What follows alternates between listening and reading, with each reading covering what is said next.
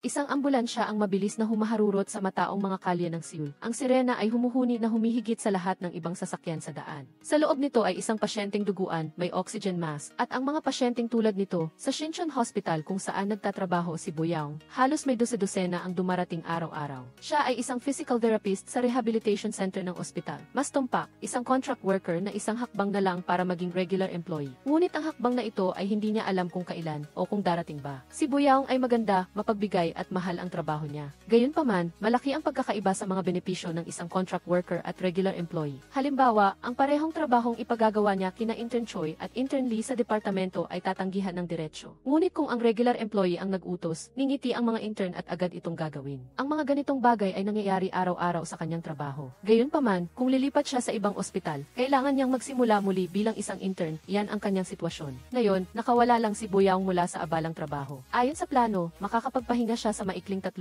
minuto. Ngunit sa mismong sandaling ito, dumating si Lee Shiwon ng departamento at mumiti at humingi ng tulong niya sa pag-aalaga sa isang pasyente nito. Tama nga, inaras siya ng pasyenteng lalaki sa salita. Ngunit dahil sa responsibilidad, hindi siya pwedeng magalit at kailangan pa niyang aliwin ito. Dumating ang miyembro ng pamilya ng pasyente upang pigilan ang pagmumura nito. Ngunit marahas siyang itinulak ng pasyente sa sahig at nadamay pa si Boyoung. Sa pagtatapos ng isang mahirap na araw ng trabaho, si Boyoung ay pagod na parang maasim na kimchi ng Korea. Nangarap siya ng isang tahimik at komportableng bahay. Gayunpaman, ito ay isang ilusyon lamang dahil nakatira siya sa dormitoryo na ibinigay ng ospital. Ang kasama niya sa kwarto ay si Yeonjo, isang regular employee sa parehong departamento. Kaya pagkatapos ng trabaho, kailangan pa rin niyang ingatan at suyuin si Yeonjo upang mapasaya. Dahil si Yeonjo ay mas mataas sa kanya sa trabaho. Pagkatapos ng trabaho, ang dormitoryo ay naging isa pang lugar ng trabaho para sa kanya. Si Yeonjo ay isang tipikal na mean girl na sinisisi si Boyoung sa pagiging walang malay sa kalinisan. Ang baso ay hindi nahugasan ng maayos habang siya mismo ang nagkalat sa banyo. Ngunit ipinagtanggol niya ang sarili na magkaiba sila, na wala siyang oras dahil sa paghahanda sa nalalapit na komperensya at hindi ito dahil sa kawalan ng kamalayan sa kalinisan. Sa harap ng double standard ni Yeonjo, si Boyoung ay walang magawa. Sina Namho at Minho ay mga estudyante ng Gusong Health University. Bago magtapos, itinalaga silang mag-intern sa Shincheon Hospital. Ayon sa regulasyon, umaasa si Namho na makakuha ng mataas na marka sa kanyang internship para magkaroon ng pagkakataong manatili sa Shincheon Hospital. Si Minho naman ay walang sigasig. May sariling ospital ang kanyang ama, kaya napilitan siyang mag-aral ng medisina, kaya laging gustong kumawala ni Minho sa pagpapairal ng kanyang mga magulang. Ang 2 buwan ng internship sa Seoul ay oras ng kalayaan para sa kanya. Nagmaneho siya ng sports car para sunduin si Namho upang mag-night out, handang magsaya ng husto. Si Namho ay isa ring mayamang binata, ngunit nalugi ang kanyang pamilya 0 taon na ang nakakaraan. Madalas niyang balikan ang dating mayaman na buhay.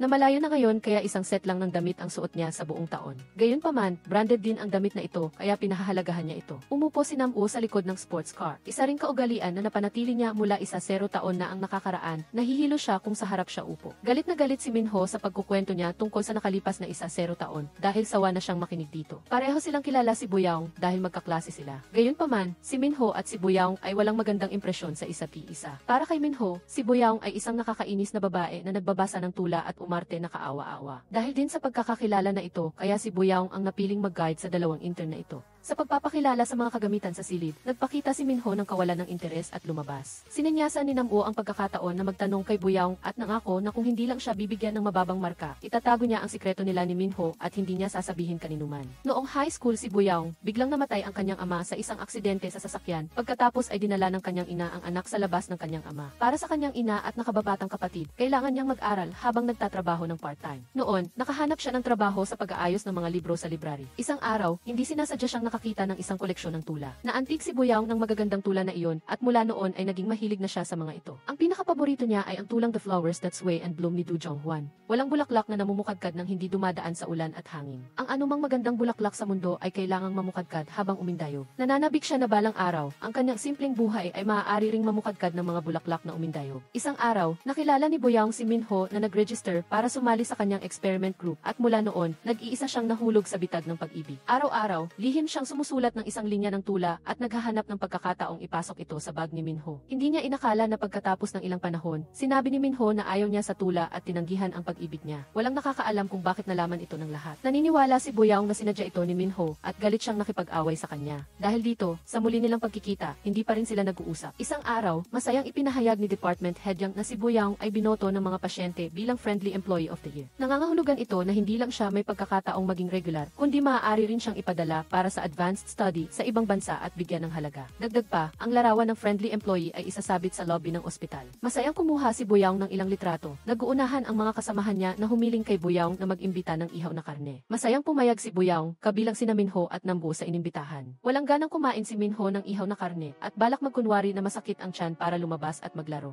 Hindi niya inaasahang na ipadala niya ang impormasyon na ito sa group chat ng trabaho ng Departamento ng Physical Therapy. Nakita ito ng lahat ng kasama niya kaya hindi na siya makakaalis pa. Masaya silang kumain ng inihaw na karne at uminom ng beer. At nang makitang hindi sapat ang beer, kusang loob na kumuha pa si Boyaong para sa lahat. Sa sandaling ito, nakatanggap ng tawag si department head yang mula sa kanyang nakatataas. Si Boyaong, dahil contract worker, ay kinansela ang kanyang titulo bilang friendly employee. Pinilit siya ni Yeonju na sabihin ang totoo kay Boyaong, ngunit nakita niyang masayang ipinapaalam ni Boyaong ang magandang balita sa kanyang ina, kaya ipnagpaliban niya ulit. Pagkatapos kumain ng inihaw na karne, pumunta ang lahat sa karaoke para kumanta. Dahil sa kasiyahan, masiglang nag-perform si Boyaong para sa lahat. Hindi niya napansin ang pagkabalisa ng lahat. Hindi na matiis ni Yeonju na itago pa ito, kaya tinawag niya ito ng sarilinan at sinabi ang katotohanan. Hindi inasahan ni Boyaong na siya lang pala ang tinataguan sa buong gabi. Pansamantalang nahirapan siyang tanggapin ito, hindi niya alam kung paano haharapin. Napilitan lang siyang magtago ng mag-isa sa palikuran para magpakalma. Hindi niya inasahan na maririnig niya sina Intern Choi at Intern Lee na nagsasaya sa tabi. Malungkot ang kanyang pakiramdam, bumalik siya sa karaoke room, at narinig niyang pinag-uusapan ng lahat ang paghabol niya kay Minho at ang pagtanggi noon. Inisip ni Boyaong na pinapahiya na naman siya ni Minho, kaya napilitan siyang umalis. Hindi niya inasahan na sa labasan ay makikita niya si Minho na tumatawag sa kanyang mga magulang, kaya galit siyang nakipag-away sa kanya at ang resulta ay bugbog sarado siya. Pagkatapos umiyak, tumayo si Boyaong mula sa basura at bumalik sa ospital. Sa oras na ito, nag-text ang photographer sa kanya na sinasabing puntahan niya ang sample photo. Inihambing niya ang larawan sa glass cabinet ng friendly employee ng matagal at walang masabi ang kanyang puso. Nagpunta siya sa patio, umupo sa hospital bench, tiningnan ang mga card ng pasyente na naglalarawan sa kanya at ang pakiramdam ni Boyaong ay hindi na malungkot. Ang kanyang pagsisikap ay hindi nawala ng tugon. Siya, tulad ng paborito niyang tula, ay nagpainit ng maraming tao. Ang mga puno, upang hindi matumba sa hangin, ay nagpapatibay ng kanilang mga ugat ng mas malalim, kaya ang mga puno ay umindayog sa hangin. Nagpasya siyang bumangon at palakasin ang kanyang loob. Nang tumayo siya at umalis, hindi niya napansin na may nahulog siyang isang introduction card na aksidenteng napulot ni Joyong na naglalakad sa daan. Ang landas ng internship ni Joyong ay hindi rin madali. Ayaw lang niyang maging isang regular employee. Ang kanyang mithiin ay maging isang X-ray department professor.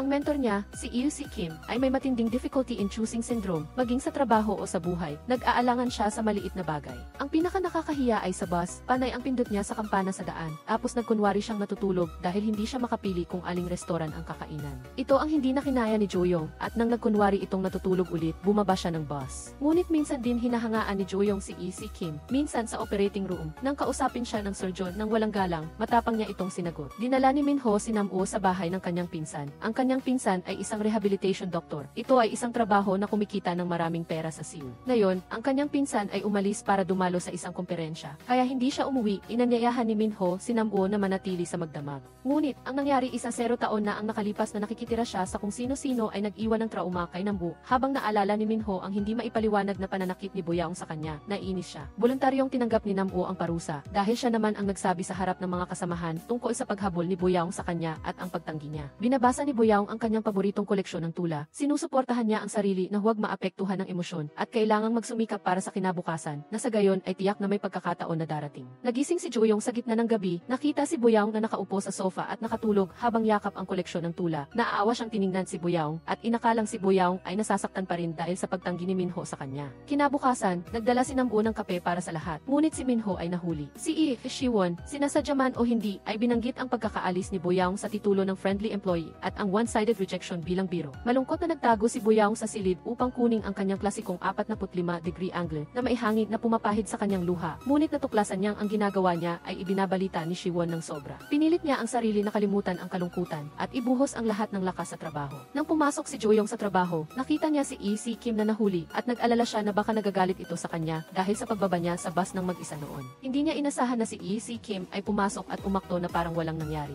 Ang kanyang sariling pagpipigil sa pagpapatawad at hindi pagpapatawad kay Joyong ay kinilabutan si Joyong, at si Shi-won ay humanap ng dahilan para ipagawa kay Boyaong ang kanyang trabaho. Ang Ang isang pasyenteng putol ang paa ay laging nakakaramdam na masakit pa rin ang kanyang daliri sa paa. Matyagang ipinaliwanag ni Boyaong sa kanya ang phantom limb syndrome. Si Minho ay natulala nang makita ang putol na paa ng pasyente. Ito ay kawalan ng respeto sa pasyente. Hiniling ni Boyaong sa kanya na kumuha ng saklay para sa pasyente, ngunit hindi niya inasahan na natumba siya sa wheelchair at naapakan pa ang ibang mga doktor at sa kaguluhan ay hinilapan niya ang pantalon ni Department Head Yang. Inisip ni Siwon na sinasadya ni Boyaong na gawin iyon para tanggalin siya. Kung sinabi niya muna kay Minho ang aktwal na sitwasyon ng pasyente, hindi sana nabigla si Minho at hindi sana nagkaroon ng kaguluhan. Hinanap ni Boyaong si Minho at seryoso siyang pinuna. Sa totoo lang, sinisisi rin ni Minho ang sarili, ngunit ayaw niyang turuan siya ni Boyaong. Nang paalis na siya, sumabit ang kanyang paa sa saklay na nasa tabi. Masakit kaya niyakap niya ang kanyang paa at umiyak. Sa sandaling ito, nakita siya ni na Intern Choi at Intern Lee mula sa malayo at mabilis silang naniwala na sinipa ni Boyaong si Minho.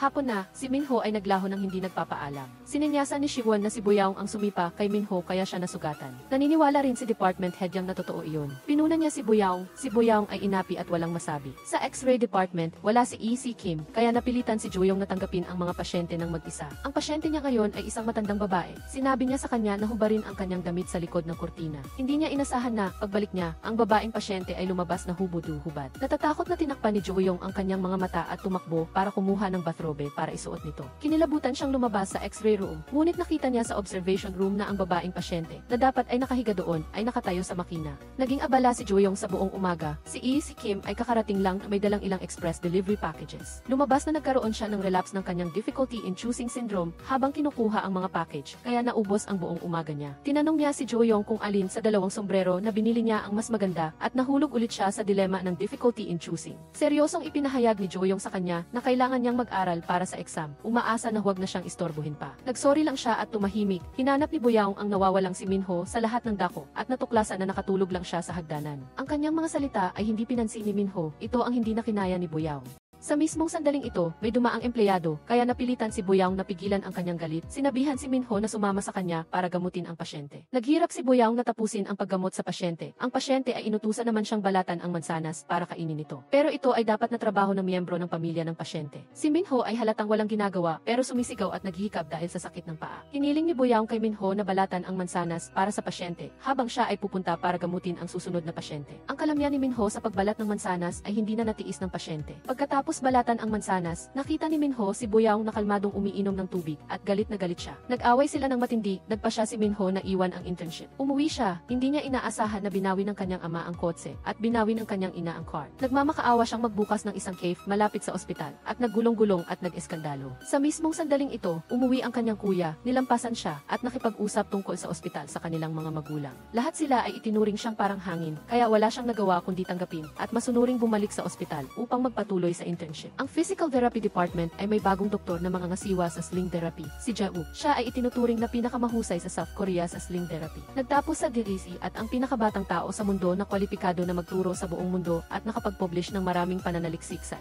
correction din niya ang isang medical record na maling na diagnose sa loob ng 0 taon. Pinahahalagahan din siya ng direktor ng ospital. Mataas ang sweldo, gwapo ang hitsura, kaya naging white horse prince siya ni Yeonju. Ang mga kasamahan sa Physical Therapy Department ay naghihintay sa pagdating ni Ja-wook. Si Siwon lang ang nagdududa kung bakit si Ja-wook ay pumunta sa maliit na ospital na ito. Ang kanyang description ay labis na ikinagalit ni Department Head Yang. Si Ja-wook ay walang pakialam kung sino ang mga bagong kasamahan o kung ano ang sinasabi nila. Malamig niyang hiniling kay Department Head Yang na dalhin muna siya sa dormitoryo. Sa kasunduan nilang dalawa, sinubukan pa ring tikom ni E.C. Kim ang kanyang bibi. Ngunit, mabilis na natuklasan ni E.C. Kim na si Joyong, na nagsasabing nagsisikap sa pag-aaral, ay nanonood ng comics sa computer. Dumating sina Siwon at Yeonjo upang ibigay kay Ja-wook ang plano ng pag-aayos ng departamento. Usisang tinanong ni Siwon ang pribadong buhay ni Ja-wook sa harap niya mismo. Malamig siyang pinayuhan ni Ja-wook at tinuya pa na ang kanyang hindi magandang oral hygiene ay kawalan ng responsibilidad sa pasyente. Ang panunuyo ni Yeonjo kay Ja-wook ay malamig din siyang pinayuhan nito. Ito ang ikinatuwa ni Siwon na mahilig manood ng gulo at tumawa ng malakas. Inapply na naman ni Yeonjo ang kanyang pamilyar na double standard na inakalang si Siwon ay bastos habang siya ay walang distansya. Tinuya ni Siwon na ang dumi at ihi ay parehong nasa kasilyas. Hindi mapigilan ni Minho ang tumawa ng malakas. Ito ang ikinagalit ni Yeonjo. Nag-text si Namwoo kay Boyaong na siya ang madaldal na nagbunyag na nag-iisa siyang may gusto kay Minho at umaasa na mapatawad siya nito.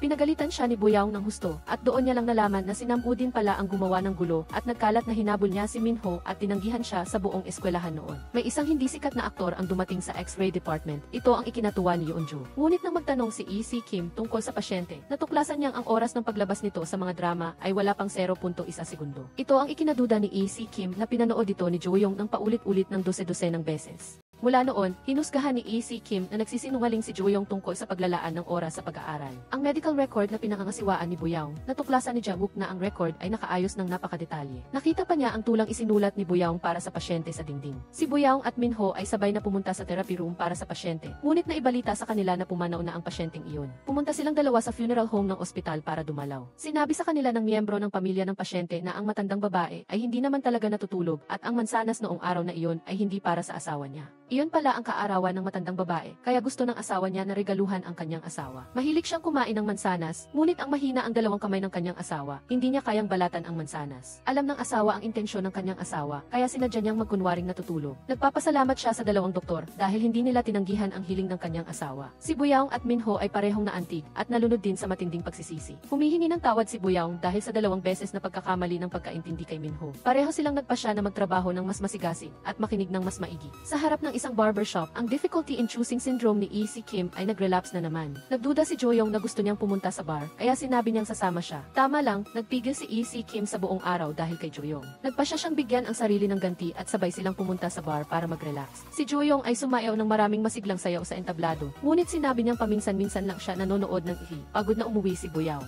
Sinabi sa kanya ni Yeonju na si Jae-wook ay inilipat sa Shincheon Hospital dahil nabunyag ang kanyang lihim na paggamot sa mga celebrity at ang pagtanggap niya ng lagay. Puno ng pagdududa ang puso ni Boyoung, at sa oras na ito, si Jae-wook na umiinom mag-isa sa bar ay nakatanggap ng text message mula kay Section Chief Park ng sports company, ngunit hindi niya ito pinansin. Kailangang sumulat si Siwon ng lecture para sa mga empleyado at inutusan niya si Boyoung na pumunta sa library para maghanap ng materyales para sa kanya. Naisip ni Boyoung kung dapat niya ba siyang iwanan sa ere, ngunit sa huli ay masunurin pa rin siyang naghahanap ng materyales para kay Siwon. Nakita ito ni Jae-wook. Umuwi si Jae-wook sa dormitoryo, natuklasan niya na may regalong kahon sa sahig na ipinadala ni Section Chief Park ng sports company. Bihirang pumasok si Minho ng maaga, ito ang ikinagulat ni Boyoung. Nakita ni Nambu na ang dalawa ay biglang hindi na nag-aaway at lihim siyang natutuwa para sa kanila. Si Boyoung ay kusang nag-abot ng kamay para makipagbati. Pumayag si Minho sa simula, ngunit pagkatapos ay naging malamig na naman. Alam ni Boyoung na niloloko na naman siya, kaya nagmatigas siya at sinabing mananatili pa rin siyang malamig at hindi makikipag-usap sa kanya pagkatapos nito. Hindi niya inasahan na sa pagtalikod niya, bumangga siya sa basurahan at mukha siyang kaawa-awa. Si Jae-wook ang pumalit kay department head yang sa pangangasiwa sa rehabilitation room. Si Siwon ay nagsismis na naman tungkol sa illegal na paggamot ni Jae-wook sa mga atleta at sumumpa siyang makakahanap ng ebidensya. Diretsong sinabi ni Jae-wook na may ebidensya siyang hindi niya ginawa iyon. Pagkatapos ay ipinapakita niya ang ebidensyang nakolekta niya at ang chismis ay agad na natigil. Nag-alala si Boyoung na baka malungkot si Jae-wook dahil dito at mabait siyang umalo, ngunit nakatanggap siya ng payo mula kay Jae-wook. Hindi siya isang taong nagpapakialam sa sinasabi ng iba at sana ay huwag na lang si Boyoung na mag-comfort sa iba ng basta-basta. Dahil dito, nagpasya si Boyoung na gawing huwaran si Jae-wook sa buhay. Habang sinusukat ni Boyoung ang antas ng kapansanan ng isang bagong pasyente, malakas itong umiiyak sa sakit. Pagkatapos, natuklasan ni Jae-wook na halos lahat ng trabaho sa therapy room ay lihim na ginagawa ni Boyoung ng mag-isa. Nagdaos siya ng isang espesyal na pulong upang ayusin ang trabaho ng lahat at bawasan ang dami ng trabaho ni Boyoung. Gusto pa sanang magtago ni Yeonju at Siwon, ngunit nakatanggap silang lahat ng payo mula kay Jae-wook. Pareho silang nag-iisip na naghiganti si Jae-wook sa paninira nila sa kanya. Ang asawa ni Siwon ay nagtatrabaho sa isang bangko, madalas niyang pilitin ang mga interns sa ilalim niya na gumawa ng credit card.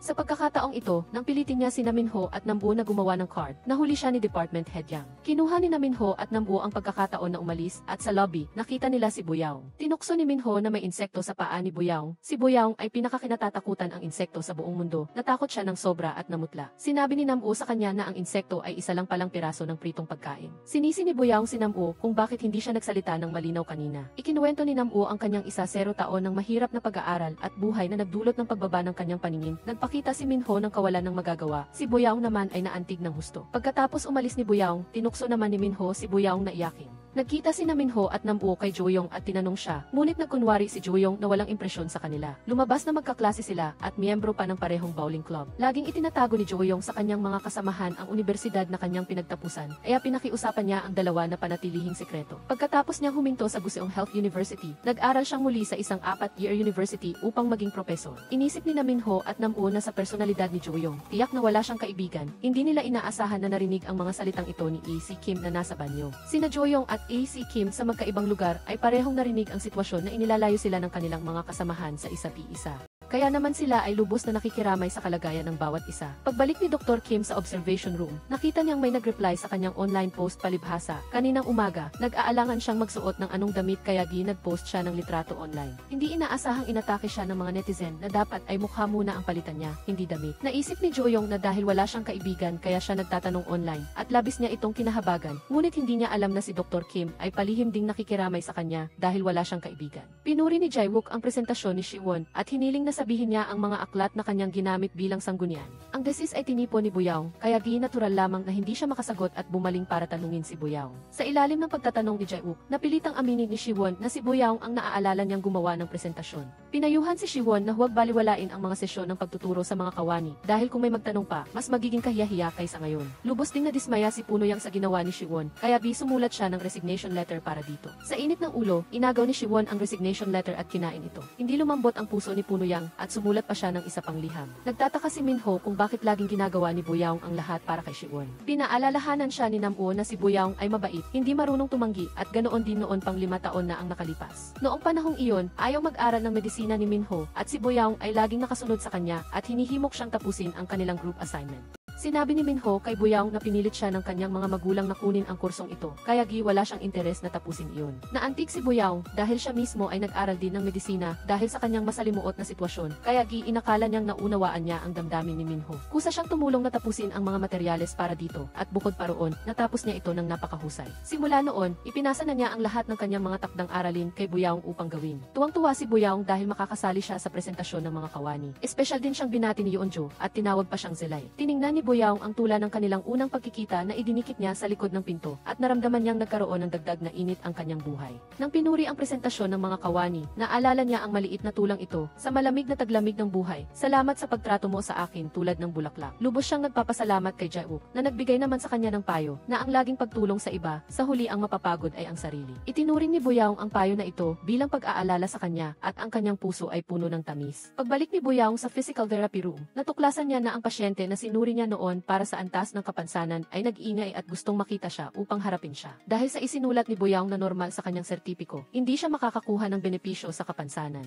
Hindi pumayag si Buyaw na baguhin ang resulta ng pagsusuri, kaya sinubukan siyang saktan ng lalaki. Kusang lumapit si Minho upang pigilan sana ito, ngunit nakita niyang nahawakan na ni Jae-wook ang braso ng lalaki na handa nang humampas. Binalaan itong kung magpapatuloy pa sa panggugulo ay ipapatawag na niya ang pulisya. Umalis ang lalaki sa takot, nagduty ng magkasama sina Juyong at Dr. Kim, at nagdala si Nurse Jung ng cake para sa kanilang dalawa. Agad na nag-alangan si Dr. Kim kung si Nurse Jung ay maganda o kaibig-ibig. Napansin ni Joyong na gusto ni Dr. Kim si Nurse Jung, at habang kumakain sila, tinanong niya si Dr. Kim kung bakit hindi ito naging matapang upang umamin. Nalaman na mayroon palang maraming alalahanin si Dr. Kim tungkol sa maliliit na bagay pagkatapos makipagrelasyon. Nang malaman niyang wala ring karanasan sa pag-ibig si Joyong, lubos siyang nakiramay dito. Hindi inaasahan, si Joyong din pala ay nakikiramay kay Dr. Kim. Naglasing silang dalawa at hinarang nila ang isang babae sa kalsada. Umaasang matutulungan siyang makawala sa pagiging single. Nagsalita ang dalawa ng mga matatapat na salita dahil sa kalasingan. Habang nag-uusap sila, lalo silang nagsalita ng marami at sa huli ay nag-away sila. Pagkatapos ng trabaho, nagtipon-tipon ang mga kasamahan sa physical therapy department para kumain. Nahuli sina Punuyang at Jae-wook dahil kailangan nilang makipagkita sa direktor ng ospital. Wala sa mood si Siwon na sumali sa pagtitipon at tinawag ng lahat si Buyaw na Zelay. Ang resulta, tanging si Punuyang lamang ang dumating sa pagtitipon. Inatake ni Siwon si Buyaw na tiyak na nadismaya. Hindi niya inaasahang siya mismo ang kinutya ni Punuyang, kaya napilitan siyang umiti at ibigay ang regalo. Sa katunayan, si Siwon ay may sakit ang ina at sa nakalipas na mga araw, nagpasa siya ng maraming trabaho kay Buyaw at bukod pa rito, palaging sinisisi siya ng kanyang asawa dahil sa mababang sahod niya. Idinahilan ng kanyang asawa na kailangan din niyang kumita para sa kanyang pamilya, kaya hindi siya pumayag na alagaan ang biyenan niya. Nagtalo pa sila ng ilang salita sa telepono, hindi inaasahang hindi sinasadyang narinig ni Punuyang ang mga salitang ito. Pagkatapos ng pagtitipon, nagbago ang saloobin ni Punuyang kay Siwon at lalo siyang inanyayahan na mag-usap ng pribado.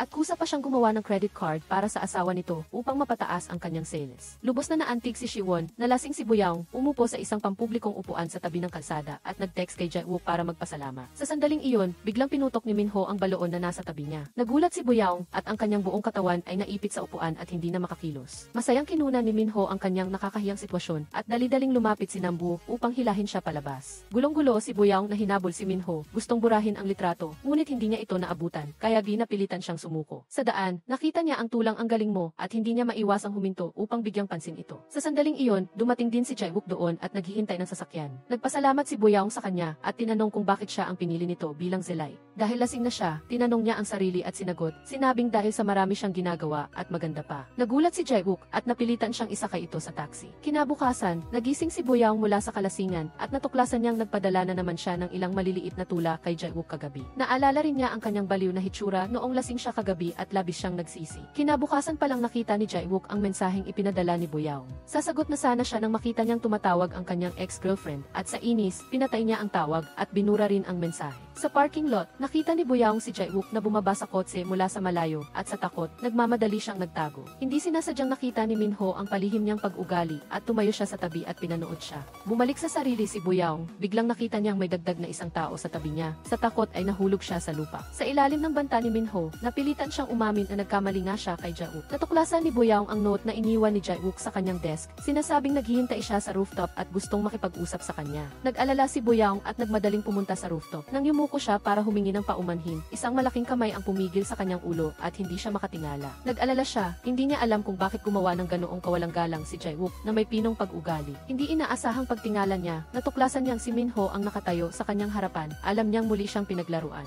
Nakamti ni Minho ang kanyang gusto at nalaman niyang takot na takot si Boyaong na makita si Jae-wook dahil nagwala siya rito noong lasing. Tinukso niya si Boyaong na ang pagwawala dahil sa kalasingan at ang pagsusulat ng tula ay ang dalawang bagay na pinakakinainisan niya. Pumayag si Minho na maging magkaibigan sila ni Boyaong simula ngayon, ngunit hindi niya pinayagan si Boyaong na sundan pa siya. Wala nang interes si Boyaong kay Minho na may narcissism pa at ang nasa isip niya lang ay ang nagawa niya kay Jae-wook kahapon na nagsusulat ng tula at nagwawala at tiyak na labis siyang kinamumuhian ni Jae-wook. Pag-iisip nito, hindi niya mapigilang maiyak. Kinabukasan, habang nagpapalit ng damit si Juyong sa locker room, natuklasan niya na mayroon siyang maraming sugat sa katawan. Naalala niya ang pakikipag-away niya kay Dr. Kim kagabi at nagpasya siyang humingi ng paumanhin kay Dr. Kim. Hindi niya inaasahang sa opisina, naging malamig si Dr. Kim sa kanya. Kahit na umamin si Juyong na siya ay outcast at walang kaibigan, isang loser, matindi pa rin ang pagtanggi ni Dr. Kim na pareho lang sila. Pagkatapos ng morning rounds, natuklasan ni Siwon na nakalimutan ni Minho mag-disinfect at pinagalitan niya ito. Dali-daling nagmadali si Minho upang punan ang kanyang pagkukulang. Nalaman ni Siwon kay una ang ama ni Minho ay may isa zero-affiliated hospitals sa buong bansa at inisip niyang siya ay tunay na second-generation rich na may puhunan para maging mayabang. Samantala, nagreklamo si Nam-woo tungkol sa pasyente dahil sa allergy sa murang pabango. At nang huli niya lang nalaman na si Yeon-ju pala ang may-ari ng pabango. Galit na galit si Yeon-ju at gusto niya itong sapakin. Ginamit niya ang pagbibigay ng score para bantaan itong respetuhin siya at bukas ay kailangang pumunta ito sa nayon para magboluntaryo. Ipinamahagi ni Punuyang ang mga kasamahan sa physical therapy department at inakala ng lahat na isasama niya si Boyaong, ngunit hindi inaasahang hayagan niyang tinanggihan ang tawag na zelay at pagkatapos ay tumayo at umalis. Napilitan si Punuyang na isama si Siwon sa grupo niya. Pagkatapos, nakasalubong ni Boyaong si Jae-wook at humingi ng tawad tungkol sa nangyari kagabi at tiniyak niyang magsisikap siyang magtrabaho pagkatapos nito. Hindi inaasahang pinakinggan ni Minho ang pag-uusap nila ni Jae-wook. Dahil dito, naramdaman ni Boyaong na talagang nakakainis si Minho na parang linta. Ang kasamahan ni Dr. Kim ay hindi makakapunta sa nayon para magboluntaryo. Ngunit ayaw niyang gumawa ng bagong grupo kasama si Juyong, kaya nag-post siya ng imbitasyon sa chat group ng UNI. Hindi inaasahang walang pumayag at tinukso pa ang kanyang dilema sa isa pang chat group na wala si Dr. Kim. Nagkamali ang kasamahan at naipadala ang mensahe sa chat group na kasama si Dr. Kim at doon lang niya naintindihan kung gaano siya kaisolado at kinukutya ng kanyang mga kasamahan. Nakita rin ito ni Juyong at upang mabawasan ang pagkailang, kusa siyang nag-alok na makasama sa grupo ni Dr. Kim. Ang silid ni Nam-woo ay lubhang binabaha kaya napilitan siyang mag-book sa iba't ibang lugar at kailangan pa niyang magdala ng payong upang makapagpatuloy sa pag-aaral. Ngunit wala siyang pera upang umarkila ng ibang lugar, kaya napilitan siyang magtiis. Hindi niya inaasahang nagkasakit siya kinabukasan. Palaging masama ang pakiramdam ni Nam-woo, ngunit ayaw niyang sabihin sa lahat. Ang resulta ay inakala at kinutya siya ni Siwon at Yeon-ju. Maagang gumising si Boyaong upang maghanda ng sandwich para sa kanyang mga kasamahan at pinuri ni Yeon-ju ang kanyang pagiging maalalahanin. Hindi mapigilan ni Boyaong na isipin na sana say purihin din siya ni Jae-wook kung nalaman niya ito. Hindi niya inaasahang pagbukas niya ng lalagyan ng pagkain sa sasakyan. Mga balat lamang ng tinapay ang naroon. Nagkamali pala si Boyaong ng kuha ng lalagyan. Kusa si Boyaong na bumili ng kape para kay Jae-wook. Ngunit nahiya siyang malaman na nakabili na pala si Jae-wook ng sarili niya. Pagkaalis ni Boyaong, nakatanggap si Jae-wook ng text mula sa kanyang ex-girlfriend na nagsasabing nakipaghiwalay na siya sa kanyang kasintahan at gustong makipagbalikan. Mas lalong naging mabigat ang pakiramdam ni Jae-wook. Upang ipakita ni Dr. Kim kay Juyong na mayroon siyang kaibigan, kusa niyang tinawag na kaibigan si Siwon. Hindi inaasahang nagkamali si Siwon ng pagtawag sa pangalan niya. Binanggit ni Dr. Kim ang mga nakakahiyang bagay na nangyari kay Siwon noong nag-inuman sila at tumanggi si Siwon na maging kaibigan niya at tumalikod likod at umalis. Masiglang nagtatrabaho si Boyoung at umaasa siyang makikita ni Jae-wook ang kanyang pagsisikap. Ang resulta, habang hindi siya nag-iingat, nagbiro si Minho sa kanyang paa na naging dahilan ng pagkawala niya ng balanse at eksakto siyang natumba sa kandungan ni Jae-wook na nakaupo sa tabi at nagbabasa ng files. Napilitan siyang palihim na binalaan si Minho na huwag na siyang asarin pa. Inutusan ni Siwon at Yeonjo si Nam-woo na magdala ng mga kahon ng kagamitan, ngunit hindi siya malakas at ni isang kahon ay hindi niya madala. Napilitan si Siwon na siya na mismo ang magdala, hindi niya inaasahang hindi niya mabuhat ang kahon at na-sprain pa ang kanyang likod. Napilitan si Punuyang na ipadala si Boyoung upang tulungan si Jae-wook. Nalaman ni Dr. Kim mula sa mga taga-nayod na ang matandang lalaki ay nagngangalang Jong-sik. Hindi pa siya nakapag-asawa, walang kaibigan, at mayroon lamang siyang isang kapatid na lalaki na nawalan na siya ng kontak. Bigla niyang naisip ang sarili niyang kalagayan, hindi niya inaasahang tinawag siya ni Lolo Jong-sik na kanyang kapatid na nawalan ng kontak. Upang mapasaya ang matanda, tinawag ni Dr. Kim si Lolo Jong-sik na kuya, hindi niya inaasahang pinagpapalo siya nito ng tungkod. Noong taon na iyon sa Gangwon-do, kinuha ng kanyang kapatid ang pera niya at tumakas, at simula noon ay naglaho na ito. Pagkaraan ng ilang sandali, bumalik si Lolo Jong-sik, at sa pagkakataong ito, tinawag niya si Dr. Kim na ama. Nag-atubili ng sandali si Dr. Kim, ngunit umamin pa rin kay Lolo Jong-sik at nagpasalamat dahil pinasan siya ng kanyang ama pauwi. Pinasan ni Dr. Kim ang matanda at iniuwi ito. Marumi ang bahay ng matanda at ang ilaw sa kisam ay paiba-iba ang liwanag. Hindi umalis si Dr. Kim, bagkus ay nagpatuloy sa pagtulong sa kanya sa mga gawaing bahay. Nagluto, nag-ayos ng ilaw, at naglinis pa ng silid. Dumating si Joyong para ibigay ang tungkod sa matanda at hindi sinasadyang nakita niya ang tagpong ito. Labis din siyang naantig sa ginawa ni Dr. Kim, kaya naghintay siya sa labas ng pinto. Pinuri ni Joyong si Dr. Kim na hindi raw masakit na buhay ang kanyang taglay, kundi isang mainit na buhay. Pumayag siyang maging kaibigan ni Dr. Kim. Ang matandang babae na inaalagaan ni Boyoung ay kailangang maglinis ng kulungan ng manok. Malinaw na masakit ang kanyang likod, ngunit ayaw niyang magpatuloy sa paggamot. Pumayag si Boyoung na maglinis para sa kanya. Si Minho ay 100 beses na ayaw magboluntaryo dahil napakabaho ng kulungan ng manok. Sinadya niyang tuksuhin si Boyoung, ngunit habang abala si Boyoung sa paglilinis, kumuha siya ng isang manok at tinakot ito. Nagulat si Boyoung at nabangga niya ang pinto ng kulungan ng manok na naging dahilan ng pagtakas ng mga manok. Para hulihin ang mga manok, napagod ng gusto si Minho at nagdesisyon siyang bumili na lang ang 2 manok para bayaran ang may-ari ng bahay. Ngunit patuloy pa rin si Boyoung sa paghuli at sa huli ay nahuli rin niya ang mga ito, subalit mukha siyang pulubi. Matapos ang insidenteng ito, seryosong binalaan ni Boyoung si Minho na huwag na siyang asarin pa. Gusto niyang magpakita ng husay dahil sa loob ng 2 taon ng kanyang pagtatrabaho. Kahit nagtatrabaho siya ng masipag, walang nakakakita sa kanyang pagsisikap. At si Jae-wook ang tanging nakakita sa kanyang pagsisikap at binigyan siya ng pagkakataon. Naantig si Minho, samantalang si Nam-woo ay pinagpapawisan ng husto kahit nakaupo lang. Dali-daling sinukat ni Siwon ang kanyang temperatura at natuklasan niyang mailagnat na siyang 39 degrees. Nang malaman ni Punuyang ang sitwasyon, dali-dali siyang nagbigay ng iniksyon kay Nam-woo at hinayaan siyang bumalik sa Seoul kasama ang head of department. Hindi niya inaasahang pagbalik niya sa dormitory. Natuklasan niyang itinapon ng may-ari ng bahay ang kanyang bagahe sa pasilyo. Naging talo na pala ang loob ng kwarto at hindi na ito matitirahan pa. Binuhat ni Nam-woo ang kanyang bagahe. Alam niyang hindi na siya makakahanap ng mas murang apartment kaysa rito. Naalala niya ang kanyang ina na nagtatrabaho rin ng husto, kaya tinawagan niya ito. Abla ang kanyang ina sa kusina ng isang Korean barbecue restaurant at upang mabayaran ang kanilang utang, wala siyang ibang magawa kundi ang magtrabaho ng walang tigil. Ganoon din ang ina ni Nam-woo at labis siyang naaawa dahil hindi pa siya nakapagpadala ng kahit 1 kilogram ng Korean beef sa kanyang anak. Natakot si Nam-woo na mag-alala ang kanyang ina, kaya sinabi niya rito na ayos lang siya. Sa sandaling iyon, hinimok ng may-ari ng restaurant ang ina ni Nam-woo na magtrabaho, kaya dali-dali niyang binaba ang telepono. Nakasalubong ni Jae-wook ang isang matandang babae sa nayon na nakatira kasama ang kanyang maliit na apo. Mula nang maghiwalay ang kanyang anak, pinutol na nito ang komunikasyon sa kanya. Malubha ang kanyang sakit at pinayuhan siya ng doktor na sumailalim sa operasyon. Ngunit wala siyang pera at nag-aalala siya na walang mag-aalaga sa kanyang kaawa-awang maliit na apo, kaya tumanggi siyang magpa-opera. Naawa si Boyoung sa matanda at sinabi niya rito na kung wala siyang pera para sa operasyon sa malaking ospital, maaari rin siyang magpunta sa bayan para sa regular na physical therapy upang maibsan ang sakit. Hindi niya inaasahang ang mga salitang ito ay nakaabot sa kaalaman ng doktor na namamahala sa operasyon.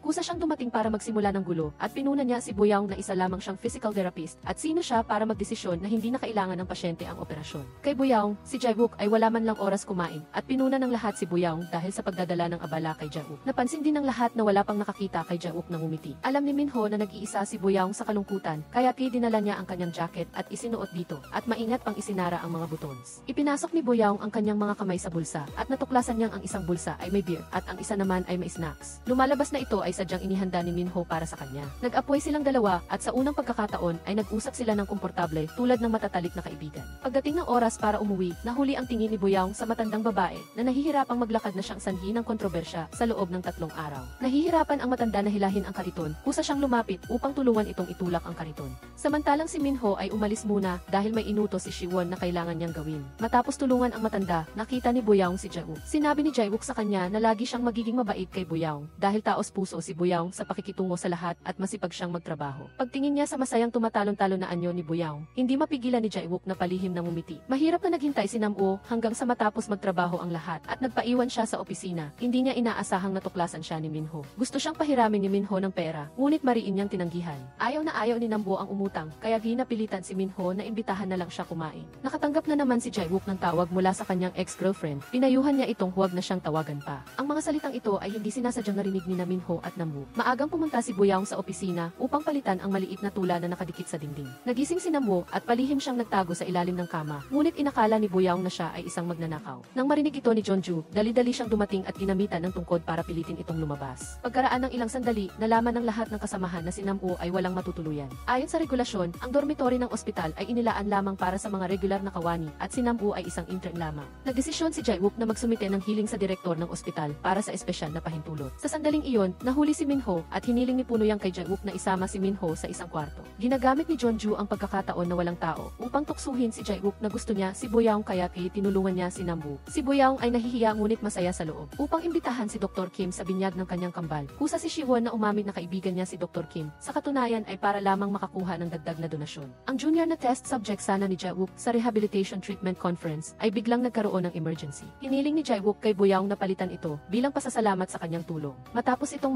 inanyayahan niya si Boyaong na kumain ng hotpot. Ito ang unang beses na kumain si Boyaong ng hotpot. Nagkataon na magkaiba pala ang gusto nilang kainin. Mahigpit na idinagdag ni Jaewook na may gusto pa sila sa ibang tao. Gusto siya ni Boyaong at gusto rin siya ni Jaewook at diretsahan pa siyang nag-propose kay Boyaong. Masayang inilagay ni Boyaong ang kanyang kamay sa kamay na inabot ni Jaewook. Bigla siyang nakarinig na patuloy na tinawag ni Jaewook ang kanyang pangalan at doon niya lang natuklasan na panaginip lang pala ang lahat. Ang hawak niya sa kanyang kamay ay isang piraso lamang ng napaka-beige. Pagkatapos kumain, naglakad silang dalawa sa kalye. Naramdaman ni Boyaong na medyo malamig ang kanyang mga kamay. Pinayuhan siya ni Jaewook na ipasok ang kanyang mga kamay sa bulsa. Ipinasok niya ang kanyang mga kamay sa sarili niyang bulsa, ngunit kinuha ito at inilagay sa bulsa ni Jaewook. Inakala ni Boyaong na naghahalusinate na naman siya. Ngunit seryosong sinabi ni Jaewook sa kanya na talagang gusto niya ito at umaasa siyang papayag siyang maging asawa niya. Sa sandaling ito, muling napahiya si Boyaong nang matuklasan niyang ang tagpong iyon ay hallucination na naman. Kalmado si Jaewook na pinaalalahanan siyang kunin ang kanyang kamay mula sa bulsa niya. Sa oras na ito, may dumaang tricycle at muntik nang mabangga si Boyaong. Dali-daling hinila siya ni Jaewook at naiwasan nila ang pagbangga. Ngunit halos niyakap niya si Boyaong, masayang umiti si Boyaong. Gabi, nag-iisa siyang umupo sa swing at habang pataas ng pataas ang pag-ugoy, pumasok ang pakiramdam ng kaligayahan sa kanyang buong katawan.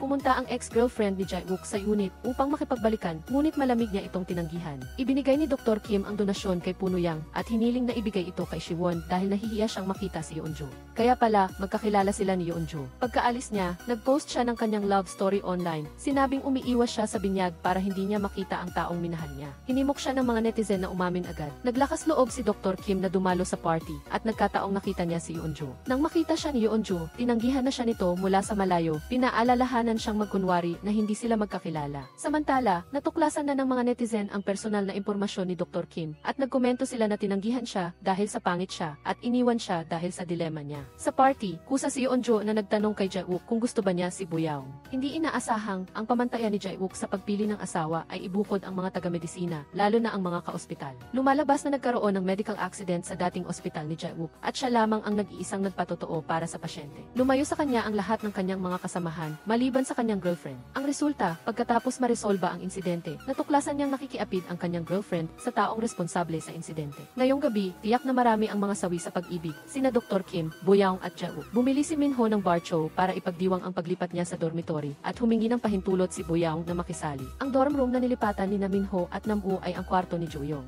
Kaya magkasama sina Juyong, Nam-woo at Minho na umiinom at nanonood ng TV, samantalang si Boyaong ay nalasing. Una siyang natulog, pagkatapos ay sumayaw kasabay ng TV, at sa huli ay humiga sa sahig at sinabing gusto niya ang taong hindi dapat gustuhin. Kinunan naman ni Minho ang kanyang lasing na hitsura. Kinabukasan, nakita ni Boyaong si Jaewook sa elevator at sinubukan niyang pigilan ang sarili niya na gustuhin ang taong nasa tabi niya. Sa rehabilitation treatment room, may isang magkasintahan na naghiwalay, kaya gina-ospital ang babae. Araw-araw, hinahanap siya ng lalaki at naiinis ang babae, kaya araw-araw silang nag-aaway. Hindi sinasadyang nakita ni Boyaong ang lalaki sa hagdanan. sasakyan.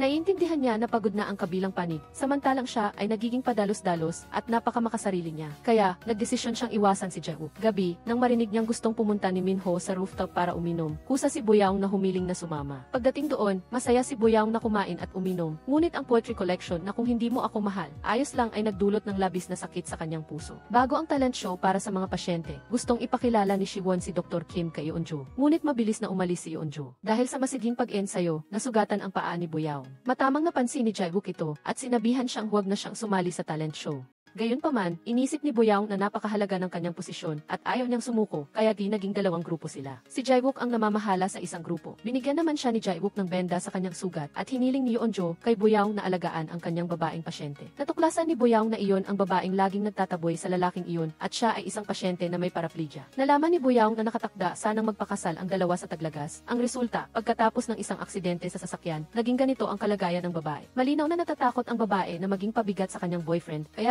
palagi niya itong tinataboy. Nagsimula na ang talent show at lahat ng kawani ng ospital ay sumali sa pagtatanghal ng kanta at sayaw. Ang bagay na ito ay umakit sa atensyon ng mga pasyente at mga kamag-anak ng mga pasyente sa ospital, kasama na ang babae. Pagkatapos ng performance, aalis na sana ang babae nang lumabas sa malaking screen sa likod niya ang larawan nila ng kanyang boyfriend. Lumalabas na ang boyfriend ay nagpunta sa Shock Canyon, ang lugar na pinakagusto niyang puntahan para mag-shoot ng video clip. Pagkatapos ng video, lumabas ang boyfriend, lumuhod sa harap ng wheelchair niya at nag-propose sa kanya gamit ang singsing. Naging kiisay baby na naman si Boyoung. Ang proposal na ito ay nagtagumpay dahil sa tulong niya. Ibinigay ni Boyoung ang poetry collection na kung hindi mo ako mahal, ayos lang kay Jae-wook. Medyo nagulat si Jae-wook at inakala niyang tila iniiwasan siya nito nitong mga nakaraang araw. Nagsalita ng diretsyo si Boyoung na hindi dahil sa nabigo siya kay Jae-wook kundi dahil wala siyang sapat na tiwala sa sarili. Nalaman ng mga intern ang post ni EC Kim sa online at sinabi ito kay Siwon. Natuklasan ni Siwon ang lihim na gusto ni EC Kim si Yeonjo matapos ang maingat na pagsasaliksik. Kaya naman, naghanap si Siwon ng pagkakataon na pagtagpuin ang dalawa. Umaasang magkakabalikan si Yeonjo at si EC Kim. Subalit, ngayon niya lang nalaman na ang gusto pala ni EC Kim ay ang kaibigan ni Yeonjo na isa ring dating physical therapist sa ospital na ito at opisyal na silang nag-date. Gayunpaman, nakipaghiwalay siya dahil hindi niya nakayanan ang indecisiveness ni EC Kim.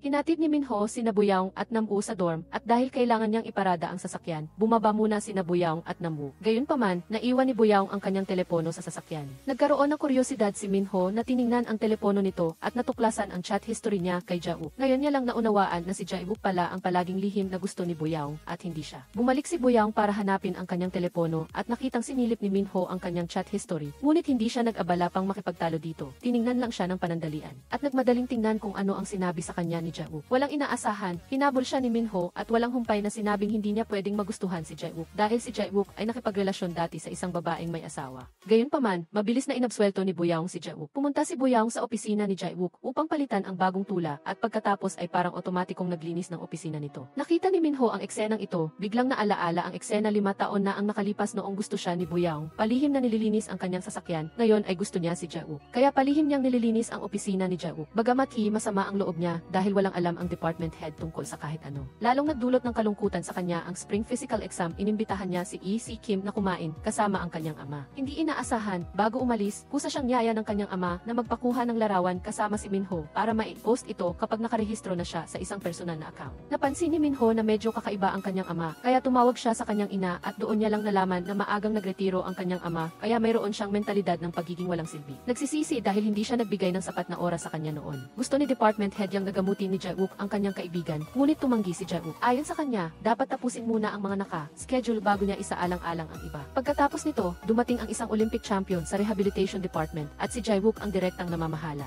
Gusto ni na department head Yang at Yeonjo na magpakuha ng larawan kasama siya, ngunit malamig siyang tinanggihan ni Jae-wook. Sa oras ng pagkain, nilagyan ni Boyoung ng maraming pagkain si Jae-wook. Sa pagkakita sa kabutihan ni Boyoung kay Jae-wook, biglang naalaala ni Minho na ganoon din ang ginawa sa kanya ni Boyoung noon. Noong panahong iyon, ang kimbap na ginawa ni Boyoung para sa kanya ay mas malaki kaysa sa ibang miyembro ng grupo, mas malaki pa sa kanyang braso. Tumawag ang ina ni Minho para ipaalam na magsasagawa sila ng celebration party sa Miracle Hotel ngayong gabi, kaya naalala niyang kaarawan niya pala ngayon. Kasabay nito, tumatawag din si Boyoung sa kanyang ina. Noong nakaraang linggo ang anibersaryo ng kamatayan ng kanyang ama at hindi siya nakauwi dahil abala siya. Ngayon ay naririnig niya sa telepono na parang maisipon ang kanyang ina. Ito ay nagdulot ng kaunting pag-aalala kay Boyoung. Nagmungkahi si Nam-woo na sumabay si Boyoung sa sasakyan ni Minho pauwi. Sa pagbanggit ng kaarawan, naalala ni Nam-woo ang karangyaan ng kanilang pamilya 10 taon na ang nakalipas, ngunit karamihan sa mga tao ay nag-aakalang nagmamayabang siya. Nakatanggap si Department Head Yang ng ginseng soup na pinadala ng kanyang ina at ibinigay niya sa bawat isa ang isang pakete para matikman. Sa sandaling ito pumasok si Jae-wook, akala niya ay galing ito sa pasyente, kaya binawi niya ang ginseng soup na ibinigay ni Department Head Yang sa mga kasamahan. Matapos malutas ang misunderstanding, gusto rin niyang tikman. Nagalit muli si Department Head Yang at ayaw niya itong bigyan, at nagdesisyon na maging mas mahigpit na kay Jae-wook mula ngayon. Pagkaraan, nagkataong nakita ni Department Head Yang ang direktor at siniraan ng husto si Jae-wook. Hindi niya alam, si Jae-wook sa simula ay itinalagang pumalit sa posisyon niya. Ngunit humiling si Jae-wook sa direktor na panatilihin siya, kaya nagalit ang direktor nang makita niya itong mukhang mapagkunwari ngayon. Gusto ni Boyaong na bumili ng regalo para sa kanyang ina, kaya humiram siya ng pera kay Yeonjo. Sinermonan siya ni Yeonjo tungkol sa prinsipyo ng buwanang pagtitipid, ngunit hindi rin pala sapat ang pera sa kanyang car. Sa pagkakataong ito, nakita niya si Jae-wook at humingi agad ng pera sa kanya at buong galak na binigyan ni Jae-wook si Boyaong ng pera. Hinabol ang tingin ni Boyaong si Jae-wook habang siya ay papalayo, at dahil sa pagtingin ay natumba siya sa wheelchair. Naramdaman ni Minho na pamilyar ang eksenang ito. 5 taon na ang nakalipas, pinanood siya ni Boyaong habang basketball, at pagkatapos ay natumba din sa basurahan na mukhang kawawa. Umalis si Minho at Boyaong patungong Anseong. Nang makita niyang balak isandal ni Boyaong ang ulo sa salamin ng bintana ng sasakyan, palihim niyang binaba ang bintana, sinasadya na sumandal ito sa kawalan. Hindi alam ni Minho kung bakit gustong-gusto niyang makita siyang mapahiya. Pagdating ni Minho sa hapagkainan, nalaman niyang hindi pala ito birthday party niya, kundi dahil sa nalathala ang disease ng kanyang kapatid sa pinakasikat na journal, at nagdududa pa sila na naglalaro lang si Minho sa dorm. Hindi nasisiyahang sumagot si Minho na nagsasanay siya ng seryoso, at ang plano ng kanyang ina sa hinaharap ay maging propesor ang kanyang kapatid sa Amerika, habang si Minho naman ang magmamana sa ospital. Kinuwestiyon ni Minho ang kanyang mga magulang kung talagang itinuturing ba siyang pamilya, at pagkatapos ay tumayo at umalis. Naalala niya ang isang insidente noong bata pa siya, kung saan sinabi ng kanyang ina at ama na ang kanyang ulo ay may mutation, kaya palagi nilang mas pinapansin ang kanyang kapatid. Inimbitahan ni Boyaong ang kanyang ina na kumain, ngunit isinama rin ng kanyang ina ang kanyang nakababatang kapatid. Hindi nasiyahan si Boyaong dahil pinalaki ng kanyang ina ang kanyang kapatid na parang isang parasite. Nagiinom din si Jo-young kasama si Si Kim dahil sa kalungkutan. Ang ama ni Jo-young ay isang self-made man na kanyang idolo, kaya gusto niyang maging propesor. Hinikayat siya ni Si Kim na tawagan ang kanyang ama, ngunit natuklasan ni Jo-young na naiwan niya ang kanyang telepono. Nang makuha na niya ang telepono, nakita niya na post na ng kanyang ama ang litrato nilang dalawa online, at aksidente ring nakita niya na nag-iisa pa rin ang department head na nag-aaral ng mga makinarya. Gayunpaman, dahil sa edad, hindi niya palaging naaalala ang paraan ng pagpapatakbo. Sumulat si Jo-young ng mga label para sa bawat buton at idinikit ito sa tabi, at nag-text na tanungin siya kung mayroon siyang anumang hindi sigurado. Pagkatapos, nagpahayag siya ng pagmamahal sa kanyang ama sa ilalim ng kanilang litrato na nai-post nito. Sa daan pa uwi, aksidenteng nakita ni Boyaong si Minho na kumakain mag-isa ng instant noodles sa tindahan, kaya tinawagan niya ito. Pagkatapos magyabang ni Minho, nakita niya na nasa likuran niya si Boyaong, at nagulat at nataranta siya. Pumunta sila sa stadium at umupo sa swing habang nag-uusap. Nagdesisyon si Boyaong na dalhin si Minho sa buffet at dinalhan siya ng birthday cake sa huling minuto ng kanyang kaarawan. Naalala ni Minho ang isang katulad na eksena noon at nalunod sa pag-iisip, kaya muntik nang masunog ang buong cake dahil sa malaking apoy ng kandila. Lihim na tuwang-tuwa si Minho sa banyo dahil hindi siya gusto ni Boyaong. Ngunit ang mga alaala ay patuloy na bumabalik sa kanyang isipan, at bigla siyang nakaramdam na napakabait pala talaga ni Boyaong. Nagsimula siyang magtanong sa sarili kung talagang masaya ba siya na hindi siya gusto nito. Humingi ng tulong si Jae-wook kina Nam-woo at Minho para sa field treatment sa linggo. Ang isa ay magpapanggap na pasyente, at ang isa naman ay mag-video at nangako siyang babayaran sila. Ngunit kailangan pang attend din Nam-woo sa kasal ng isang kamag-anak. Kusa namang nag-alok si Boyaong na palitan siya, na sinasabing hindi na siya kailangan ng bayad. Sa pagkakita kay Boyaong, gusto talagang irapan ni Minho. Isa sa 3 pinakamayayamang oil tycoons ng Dubai ay gustong magpagamot ng sakit sa likod kay Jae-wook. Lubos namang hinahangaan ni Yeonjo at Boyaong si Jae-wook. Inasar ni Minho si Boyaong na parang katulad lang ng paghahabol niya sa kanya 5 taon na ang nakalipas. Ito ang nag-alala kay Boyaong, natatakot na isipin ni Jae-wook na madali siyang makuha. Walang tigil namang binibigyan siya ni Minho ng malamig na katotohanan, sinasabing huwag na siyang magkaroon ng ilusyon tungkol kay Jae-wook dahil ang posibilidad na magustuhan siya ni Jae-wook ay 0. Inilabas online ang video ng talent show ng Shincheon Hospital. Isang junior ni Siwon ang nakapanood at naalala na ipinakilala siya ni Siwon kay Boyaong, at sinabing si Boyaong ay isang diyosa na bumaba mula sa langit. Lihim namang natuwa si Boyaong, ngunit hindi niya alam, isa lamang palang misunderstanding ito. Ang junior na iyon ay gusto si Nurse Choi na nasa likod ni Boyaong sa video. Nang imungkahi ni Siwon na makipagkita ang kanyang junior kay Boyaong, sinabi nito na ang mukha ni Boyaong ay mukha ng isang middle-aged actress, at mariing tumanggi. Ang insidenteng ito ay naging katawa-tawa sa rehabilitation department, kaya gusto na lang umiyak ni Boyaong. Palaging nakakakuha si Jae-wook ng tingin ni Boyoung na palagi siyang walang malay na pinapanood habang nagtatrabaho. Napansin din ni Jae-wook at espesyal siyang lumapit upang tanungin si Boyoung kung ang dahilan ba ng pagtitig niya ay dahil gusto niyang matuto tungkol sa paggamot sa sprain. Kinailangan na lang ni Boyoung na aminin. Inanyayahan siya ni Jae-wook na magsulat ng aplikasyon para makadalo sa seminar niya tungkol sa paggamot sa sprain sa susunod na buwan. Gustong-gusto ng Oil Tycoon si Boyoung sa unang tingin at hiniling kay Department Head Yang na ipakilala siya. Sinabi ni Department Head Yang kay Boyoung ang balita at binati siya ng lahat ng kasamahan dahil magiging asawa na siya ng Tycoon. Inimagine ni Boyoung ang mayamang buhay, ngunit sinabi pa rin niya sa sarili ng may katinuan na si Jae-wook ang mahal niya. Dahil sa pag-aalala na baka misinterpret ni Jae-wook, espesyal pa siyang nagpaliwanag kay Jae-wook na iniisip na ginawa niya ito ng napakaganda at hindi nag-iwan ng bakas. Hindi maintindihan ni Jae-wook kung bakit niya pa kailangang sabihin ito sa kanya. Hanggang isang araw, nagpadala ang Oil Tycoon ng flower basket at partikular na sinabing para kay Yeonju ito. Doon lang natuklasan ni Department Head Yang na nagkamali pala siya. Ang taong tinutukoy ng Oil Tycoon ay palaging si Yeonju na nagtatrabaho sa likod ni Boyoung. Naalala ni Boyoung ang mga sinabi niya kay Jae-wook, gusto na lang talaga niyang magtago sa kahihiyan. Maaaring hindi niya pinapansin ang iniisip ng sinuman, ngunit labis siyang nag-aalala sa iniisip ni Jae-wook. Si Hee-si Kim nang mag-isa siyang kumakausap sa isang babaeng pasyente. Pinaalalahanan niya ang pasyente na tanggalin ang bra. Ito ang dahilan upang misinterpret ng babaeng pasyente na sexual harassment siya. Sa pagkakataong iyon, ang asawa ng babaeng pasyente ay may hot temper. Hindi lang niya sinaktan si Hee-si Kim, kundi nag-report pa sa nakakataas. Nakaramdam ng galit si Hee-si Kim at dahil doon ay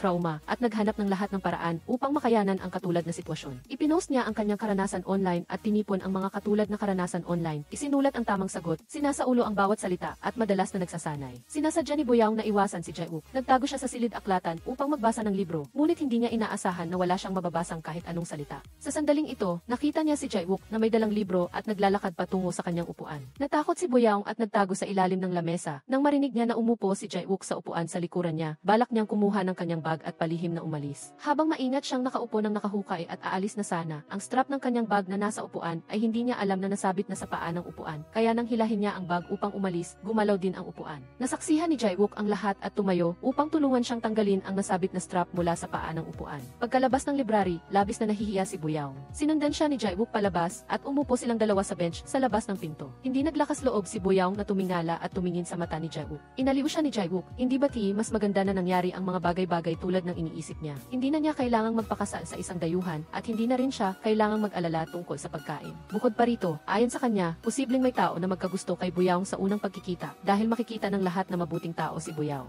Labis na nakapagbigay sigla kay Boyoung ang mga salitang ito. Bumalik siya sa pagiging optimistiko at tiwala sa sarili at tuwang-tuwa pa nga siyang sumayaw. Pagkatapos magpaalam kay Boyoung, babalik na sana si Jae-wook sa departamento upang magpatuloy sa pagtatrabaho. Ngunit nakasalubong niya si Department Head Yang at Siwon na bumalik upang kunin ang kanilang mga telepono. Hiniling ni Department Head Yang kay Jae-wook na aliwin ang Oil Tycoon kinabukasan dahil tinanggihan siya ni Yeonju. Pinayuhan siya ni Jae-wook na maging mahusay sa kanyang trabaho at hindi dapat siya maging matchmaker sa pagitan ng pasyente at doktor. Mapagpakumbabang tinanggap ni Department Head Yang ang payo. Sa kalaunan, nalaman na pinupusuan ng Oil Tycoon si Yeonju. Sa simula ay labis siyang tuwang-tuwa, ngunit mabilis niyang nalaman na ang bansa ng Oil Tycoon na iyon ay nagpapatupad ng polygamy. Mayroon na siyang 3 asawa. Mahigpit siyang tumanggi sa flower basket at sa imbitasyon na makipag-date. Pagkatapos, nag-iisa siyang pumunta sa supermarket upang mamili at napansin niya na halos lahat ng dumadaan ay magkasintahan at hindi niya maiwasang makaramdam ng pag-iisa. Sa sandaling ito, may isang handsome na lalaki ang nakakita sa kanya at hindi niya sinasadyang pinagmasdan ang bawat kilos niya. Nang dumaan si Yeonju sa tabi niya, tumalikod siya na parang umiiwas na makilala siya nito. Kinagabihan, muling binuksan ni Boyoung ang kanyang paboritong koleksyon ng tula at nagbasa ng isang tula na lubos niyang ikinagalak at ipinadala niya ito kay Jae-wook. Pagkatapos matanggap ni Jae-wook, naghanap siya online tungkol sa paboritong makata ni Boyoung. Maaga pa lang ng linggo, ayon sa kanilang appointment, naghintay si Minho kay Boyoung para dumalo sa treatment activity ni Jae-wook nang magkasama. Nang lumitaw si Boyoung, biglang nakaramdam ng pagka-attract si Minho, ngunit matigas ang ulo niya at ayaw aminin. Hindi pinansin ni Boyoung ang pang-iinis niya, nag-makeup siya dahil kay Jae-wook. Sa treatment site, si Minho ang inatasan sa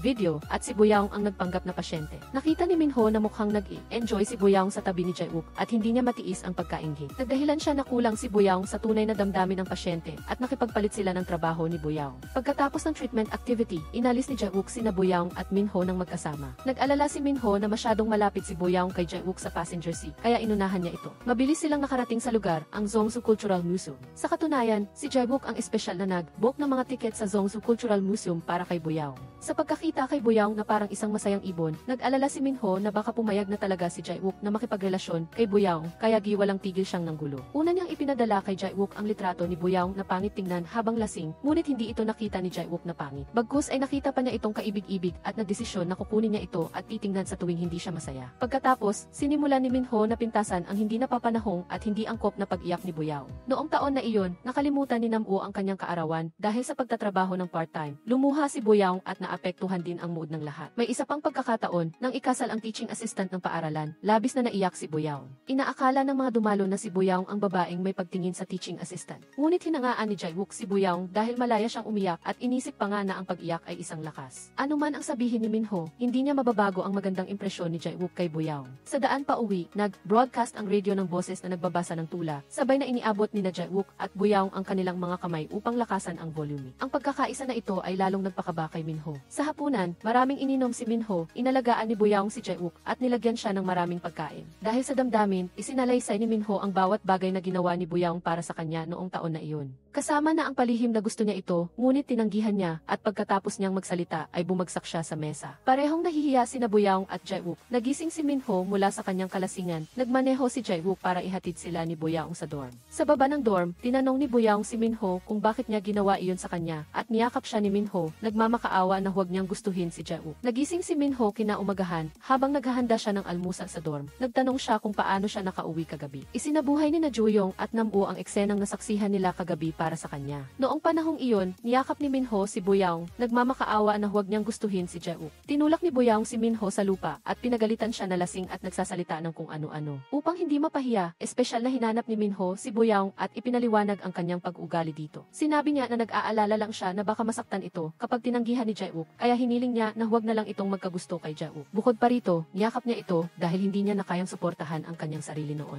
Naniwala si Boyoung sa sinabi niya at seryosong binalaan siya na ang pagtanggiman o ang masaktan ay mga bagay na kanya at umaasa siyang huwag na siyang makialam si Minho. Dumaan si Jae-wook mula sa malayo at nagkataong nakarinig ng ilang pangungusap. Nagkamali siyang umintindi na gusto ulit ni Boyoung na habulin si Minho. Sa elevator, tatlo lang silang tao, si Boyoung, si Jae-wook at si Minho. Lubos nang nahihiya si Boyoung sa harap ni Jae-wook at patuloy pa rin si Minho sa pagtulak na pagtugmain silang dalawa ni Boyoung. Hindi na ito kinaya ni Boyoung at hindi niya maiwasang magalit. Pinayuhan siya ni Minho na tumahimik sa pampublikong lugar. Nakaramdam si Minho ng kahihiyan at nagdesisyon na parusahan si Boyoung. Pagkatapos, inabuso ni Minho ang kanyang otoridad at nagbigay ng maraming trabaho kay Boyoung at kahit alam niyang may presentation si Boyoung sa hapon, tumanggi siyang tulungan siyang ayusin ang oras. Sa pagkakataong ito, narinig ni Jae-wook at agad niyang muling inayos ang work schedule at pinayuhan si Minho na hindi niya pwedeng gawin ang madaling trabaho at ipasa ang mahirap sa iba. Galit na umalis si Minho, kaya inanyayahan ni Jae-wook si Boyoung na mag-launch ng sila lang. Hindi natuwa si Minho nang malaman niya ito at inulit naman ni Nam-woo ang eksena ng pagyakap niya kay Boyoung na ikinalungkot ni Minho. Inanyayahan ni Jae-wook si Boyoung na mag-launch dahil naranasan din niya ang katulad na sitwasyon noon. Ang babaeng gusto niya ay nagtatrabaho sa parehong ospital niya at palaging pinagmamadali at pinag-uusapan ng iba. Sinabi ni Boyoung ang kanyang mga alalahanin at inaliw naman siya ni Jae-wook. Ang taong gusto niya ay tiyak na magugustuhan ang kanyang kasalukuyang sarili at ang kanyang dalisay na kagandahan noong kabataan.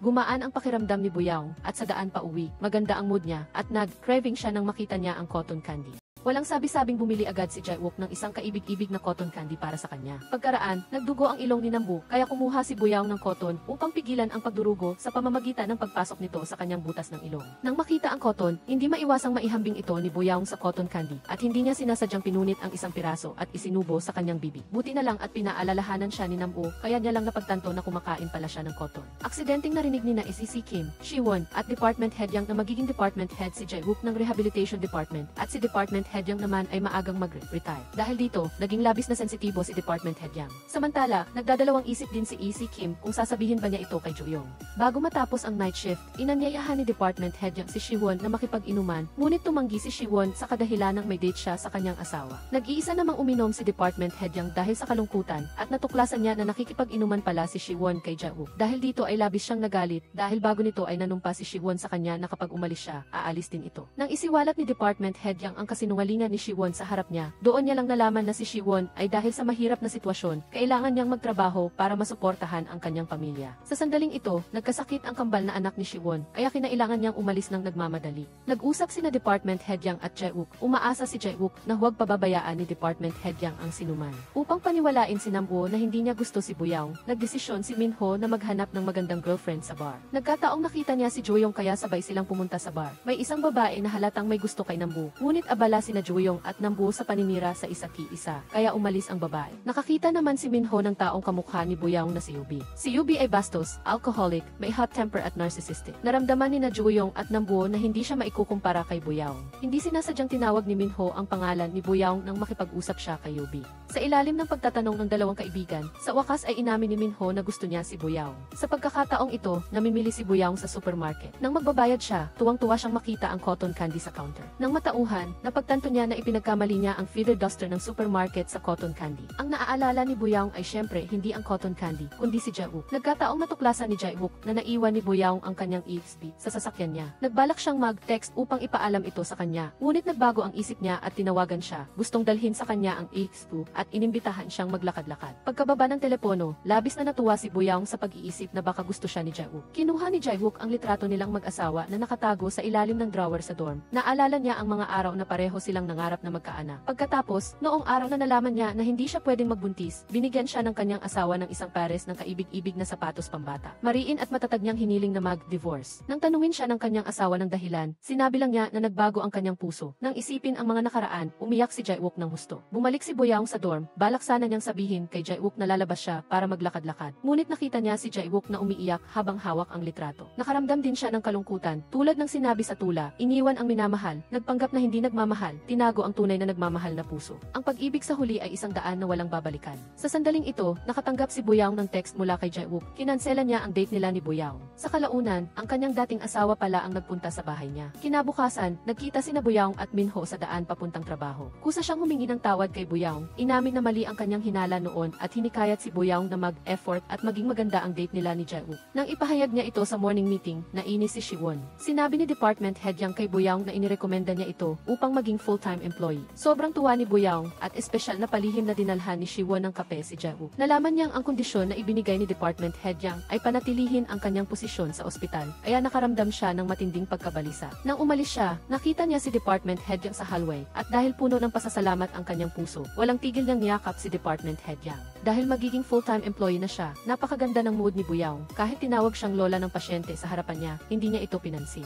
Inamin niyang mukha siyang matanda. Ang hallway ay puno ng amoy ng disinfectant, ngunit naramdaman niyang sariwa ang hangin. Ang elevator ay siksikan sa mga pasyente at ibang doktor, kaya mas gusto niyang umakyat sa hagdan. Ang resulta ay nadulas siya at muntik nang mahulog, buti na lang at hinila siya ni Minho mula sa likuran. Hindi niya ikinaila ang kanyang kagalakan na magtrabaho ng permanente sa tabi ni Jae-wook at umawit pa siya ng kanta ng pag-ibig para kay Jae-wook. Hindi niya inaasahan na makikita pala ito ni Jae-wook. Matapos ang kahihiyan, nang makita niya ulit si Jae-wook, nagtapat siya, ngunit tinanggihan siya ni Jae-wook sa kadahilan ng pag-usapan na lang daw nila ito sa ibang pagkakataon. Para sa sinabing pag-usapan na lang sa ibang pagkakataon, naniniwala si Nambu na may pag-asa pa rin si Boyaong. Kaya, naisip ni Boyaong ang isang eksena kung saan kusang nagtapat si Jae-wook sa kanya. Mayroong malaking larawan, mga baloon, at mga diamante sa buong kalangitan. At mayroon ding eksena kung saan sila ni Jae-wook ay sumasayaw sa ilalim ng kalangitan sa gabi at naghalikan. Ngunit, nakaramdam naman ng pagkabalisa si Minho. Pinayuhan ni Nambu si Minho na makinig sa malulungkot na kanta upang mabawasan ang sakit. Kailangang pumunta ni Jae-wook sa CE room upang magpa-X-ray. Sobrang inggit at proud naman sa kanya si E.C. Kim. Ngunit, hindi niya inaasahan na pinuna ng EC patient si Jae-wook na kulang sa karanasan. Gusto siyang palitan ng hospital director at tinukso pa niya itong bata pa. Sumagot si Jae-wook kaya nag-file ng reklamo ang pasyente. Hiniling ng mga pinuno kay Jae-wook na sumulat ng liham ng paghingi ng tawad sa pasyente. Ikinatuwiran ni Dr. Kim ang kanyang panig. Pinupuna ang pasyente na dapat pagtuunan ang kakayahan, hindi ang karanasan.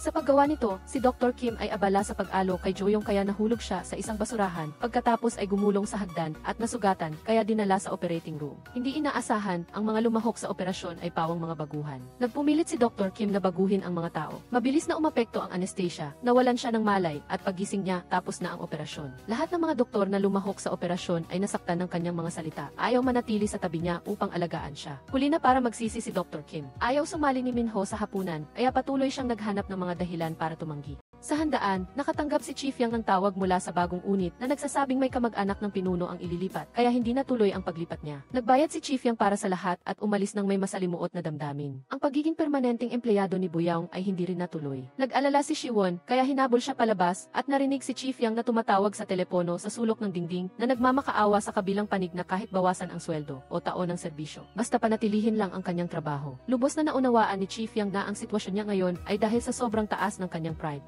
ngunit wala siyang magawa. Inihatid ni Siwon si Chi Fiang sa bus at bumalik sa handaan ng may mabigat na kalooban. Pinupunan ni Yeonjo si Chi Fiang bilang makasarili dahil inihayag niya ng maaga ang balita na magiging regular na empleyado si Boyoung, kaya naman lubos itong nalungkot at nadismaya. Masakit na sinabi ni Siwon ang totoo na si Chi Fiang ay nasa sitwasyon na matatanggal sa trabaho, ngunit inisip pa rin niya ang bawat isa kaya hindi siya kailanman makasarili. Naantig ang mga kasamahan sa trabaho sa katotohanan tungkol sa Chief. Bago magsimula ang klase, nakilala ni Jae-wook ang kanyang mentor na nagpayo sa kanyang pahalagahan ang taong may katulad na kaluluwa. Ang klase ay naging matagumpay.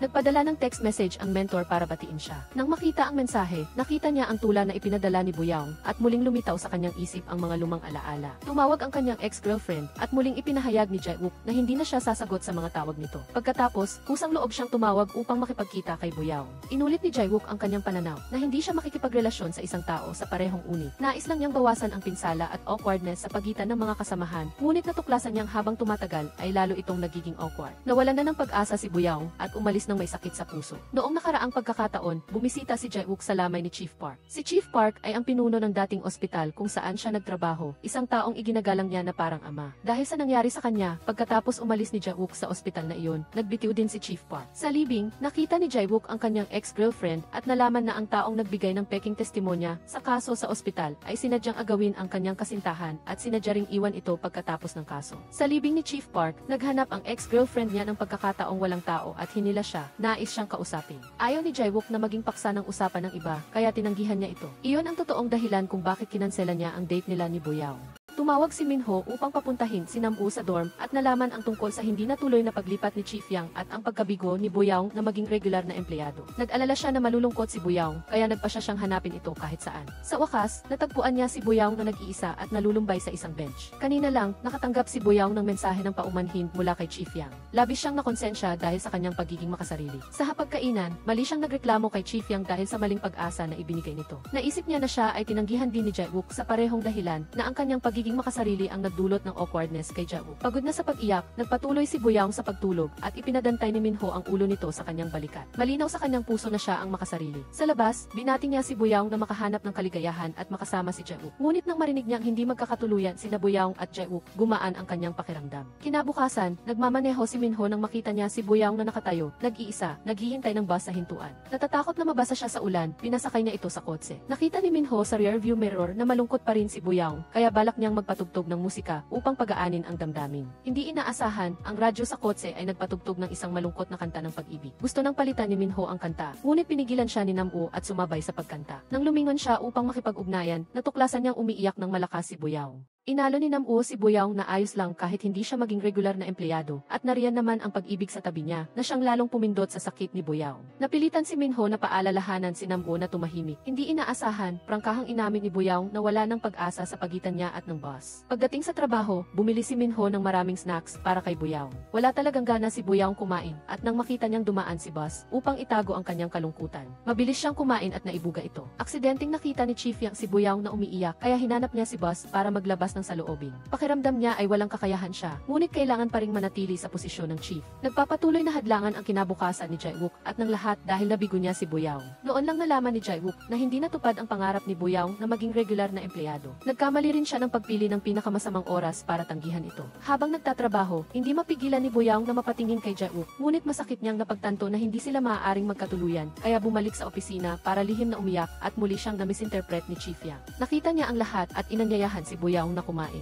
Nag-order lang si Boyoung ng ilang gulay at sinabi kay Chi Fiang na ang dahilan ng kanyang kalungkutan ay hindi dahil sa kanya, kundi dahil mayroon siyang hirap na hindi masabi. Iniisip ni Chi Fiang na ang kanyang pagiging labis na emosyonal ay isang bertu. Ang kanyang mga salita ay nagpabalik ng mga alaala ni Boyoung at muli siyang umiyak. Lalo pang naniniwala si Chi Fiang na umiiyak si Boyoung dahil sa kalungkutan na hindi siya naging regular na empleyado. Tinulungan ni Chi Fiang ang isang batang nasugatan at nilagyan ng benda ang sugat. Naalala ni Boyoung noong na-sprain ang kanyang paa at si Jae-wook ang naglagay ng benda, kaya patuloy na bumuhos ang kanyang luha. Aksidenteng nakita ito ni Chi Fiang at palihim siyang nagsabi kay Jae-wook na malapit na siyang mabaliw dahil sa pag-iyak ni Boyoung. Nag-text si Dr. Kim kay Jo-young habang nakahiga sa kama ng ospital. Umaasang makakabili siya ng yogurt para sa kanya na ang totoo ay gusto niyang makipagbati at humingi ng tawad dito. Sa wakas ay tinanggap na ni Jo-young ang paghingi ng tawad ni Dr. Kim. Pagkatapos, dinala si Dr. Kim sa rehabilitation department at si Yeon-jo ang in charge sa kanya. Nais niyang magpalit ng doktor, ngunit tinanggihan siya. Ang Ang ibang mga doktor ay naiinis, tanging si Yeonjo lang ang patuloy na nakangiti. Nang umakyat sa kama si Dr. Kim, napunit ang bahagi ng pantalo ng pasyente niya, na labis niyang ikinahiya. Agad na hinubad ni Yeonjo ang kanyang puting lab coat at ipinabalabal dito. Nagpasalamat si Dr. Kim sa kanya, at sinabi ni Yeonjo na iyon ang nararapat niyang gawin. Tiningnan ni Dr. Kim ang kagandahang loob nito, at hindi maiwasang maakit. Hiniling ng kamag-anak ng pasyente na imasahe siya ni Yeonjo, at nang tanggihan, pinuna siya na kuripot. Galit man si Yeonjo, ngunit upang maiwasan ang awkwardness sa muling pagkikita sa pasyente, hindi siya nagalit. Ipinagtanggol siya ni Dr. Kim at tinakot ang kamag-anak ng pasyente na umalis. Nang lumipat siya mula sa wheelchair papunta sa kama at muntik nang mahulog, mabuti na lang at tumakbo si Yeonjo at niyakap siya. Nagpa siya si Dr. Kim na mag-text upang imbitahan siya kumain para magpasalamat. Masayang pumayag si Yeonjo, ngunit hindi inaasahan, paglabas niya pagkatapos maligo, nakakita siya ng 54 na karagdagang larawan ng mga restaurant sa kanyang telepono, na nagbigay sa kanya ng nakakatakot na karanasan ng choice paralysis. Tinanggap ni Boyaong ang isang pasyente sa aksidente sa sasakyan, isang tiyuhin. Itinago ng kanyang anak sa kanya na namatay ang kanyang asawa sa aksidente. Palaging napakabuti ng relasyon ng mag-asawa at ang aksidente ay kasalanan ng ama, ngunit itinago ito ng anak dahil sa takot na sisihin niya ang sarili. Patuloy na nagsasanay ang ama, umaasang gagaling agad upang makabalik sa bahay at alagaan ang kanyang asawa. Pagkatapos ng trabaho, humingi ng tawad si Jae-wook kay Boyaong, hindi raw niya dapat itong dinagdagan pa ng kalungkutan. Inamin ni Boyaong na malungkot siya, ngunit ngayon ay naiintindihan na niya. Kung ikukumpara sa tiyuhin na nawala ng mahal sa buhay, walang kwenta ang kaunting paghihirap niya. Pagkatapos maghiwalay ang dalawa, naglakad si Jae-wook sa ulan, inaalala ang tula na umuulan mula nang ikaw ay umalis. Nambuo at Jae-wook ay nagmakaawa kay Minho na pumunta sa tabing dagat. Ayaw sana ni Minho pumunta, ngunit nang makita niya ang malungkot na anyo ni Boyaong, nagbago ang kanyang isip. Sa tabing dagat, gumanda na ang pakiramdam ni Boyaong, at kumain silang 4 ng inihaw na scallops. Inilarawan ni Boyaong sa kanyang isip ang paglalakad niya at ni Jae-wook ng magkasama, ang pagkain ng magkasama, at ang pagtingin sa tanawin ng magkasama.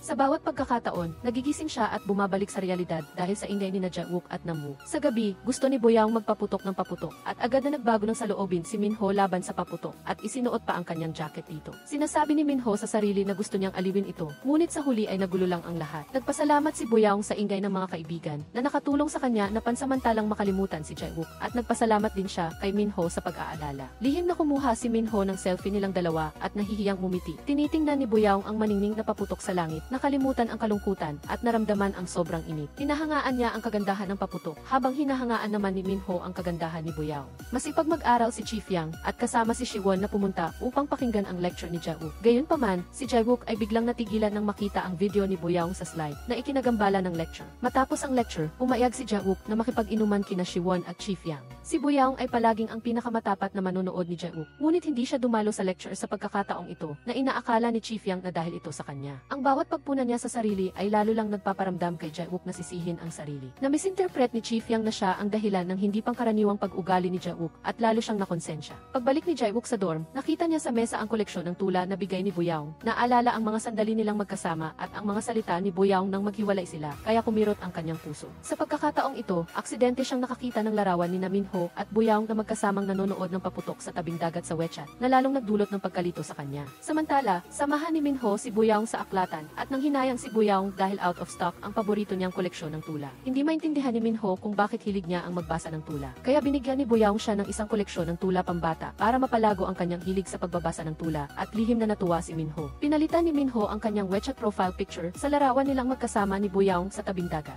Ito ay nagpakuryoso sa mga interns na namisinterpret na nagkakamabutihan ang dalawa. Ang batang si Gimil ay naglalaro ng soccer nang maaksidente, naputol ang litid at nawalan ng karapatang sumali sa paligsahan sa ibang bansa. Nalungkot ang bata, gusto nang sumuko sa treatment, kaya lubos na nag-udyok si Boyaong sa kanya, ngunit pumayag si Jae-wook na sumuko na ang bata. Naniniwala si Jae-wook na kung hindi pinahahalagahan ni Gimil ang treatment, dapat niyang ipamigay ang pagkakataong ito sa iba na nangangailangan ng treatment. Hindi maintindihan ni Boyaong ang kilos nito, lagi niyang iniisip na si Jae-wook ay malamig sa labas, ngunit mainit sa loob, ngunit ngayon ay nagdududa na siya tungkol doon. Pagkatapos uminom ng ilang baso ng alak, hinarang niya ang sasakyan ni Jae-wook, umaasang hihingi ito ng tawad kay Gimil. Pagkatapos magbigay ng mahabang sermon, umalis si Boyaong nang hindi binibigyan ng pagkakataon si Jae-wook na makapagsalita. Nais imbitahan ni Dr. Kim si Yeonjo na kumain, ngunit tinanggihan siya ni Yeonjo na ikinalungkot niya ng kaunti. Si Seok-jin ay kasama ni Dr. Kim sa kwarto ng pasyente, na mukhang malakas ngunit nasugatan ang likod sa isang aksidente sa sasakyan. Ang palayaw niya ay sent decision, banal na desisyon, dahil mabilis siyang magdesisyon, kaya malinaw ang kanyang plano para sa maraming bagay at determinadong gawin ang mga ito. Agad na umibig si Seok-jin kay Yeonjo at gusto niya itong yayain kumain.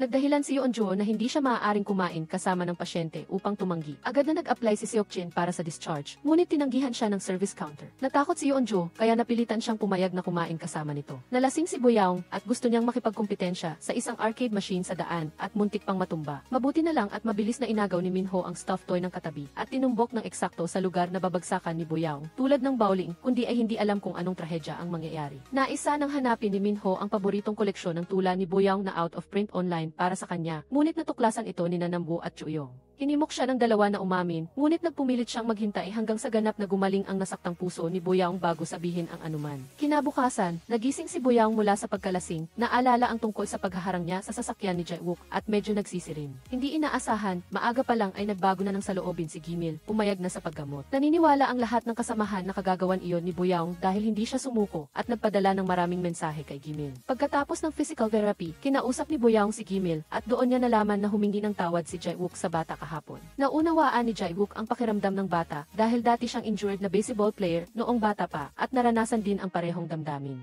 Nangako si Jae-wook na gagawin ang ginawa ng doktor na nagamot sa kanya noon. Nangako kay Gimil na hanggagi hindi ito sumusuko sa treatment, hindi niya ito susukuan. Gagawin niya ang lahat para matulungan ang bata na makahanap ng mga bagay na mas kawili-wili, mga bagay na mas magaling siya. Labis na nasaktan ang puso ni Dr. Kim nang marinig na kakain si Seokjin kasama si Yeonjo. Mayabang na sinabi ni Seokjin sa kanya na nagsimula na siyang magdesisyon na halikan si Yeonjo. Habang nagpapagamot, nakita ni Dr. Kim sina Yeonjo at Seokjin na magkasamang nagpapagamot at nagsimula siyang magkaroon ng ibang hallucination na parang nagsimula na si Seokjin na kumilos. Habang kumakain, pinlano na ni Seokjin ang buong buhay nila. Tumawag ulit siya sa kanyang ina, sinabing si Yeonjo ang magiging manugang nito at magkakaanak sila ng dalawa at pinlano pa ang petsa ng kamatayan nilang dalawa. Naramdaman ni Yeonjo na walang kabuluhan ito, kaya tumayo siya at umalis at pinigilan siya ni Seokjin na huwag malungkot. Palaging nakamasid si Dr. Kim sa dalawa at nang makita ito ay lumapit siya upang mamagitan at nag-away sila dahil kay Yeonjo. Naasar si Yeonjo dito, idineklara na hindi ang dalawa ang ideal type niya. Muling nakita ni Boyoung ang anino ni Jae-wook na ginagamot ang pasyente at hindi niya napigilan ang kanyang luha. Para siyang nakakita ng kawawang bata na sumuko noon at parang nakikita rin niya ang sarili na walang magawa na sumuko sa literatura para mag-aral ng physical therapy. Ang pag-iisip sa mga salitang sinabi niya noong lasing siya ay tiyak na nakasakit sa puso ni Jae-wook. Kaya nakipagkita siya kay Jae-wook at humingi ng tawad dito. Alam niya kung gaano kapagod ang puso na hindi natupad ang pangarap at umaasa siyang naiintindihan siya ni Jae-wook. Gusto siyang aliwin ni Jae-wook, ngunit nag-alinlangan at binawi ang kamay. Sa wakas ay nakita ni Minho ang koleksyon ng tula sa isang bookstore. Gusto niya itong dalhin kay Boyoung at aksidente siyang dumaan sa bintana at nakita ang eksena. Matagal na gumala si Minho sa kalsada nang yumuko siya upang tingnan ang koleksyon ng tula sa kanyang kamay. Naaalala ang orihinal na kahulugan ng koleksyon ng tulang magandang panahon ng tag-ulan. At sa wakas ay nagpasya siyang umamin kay Boyoung.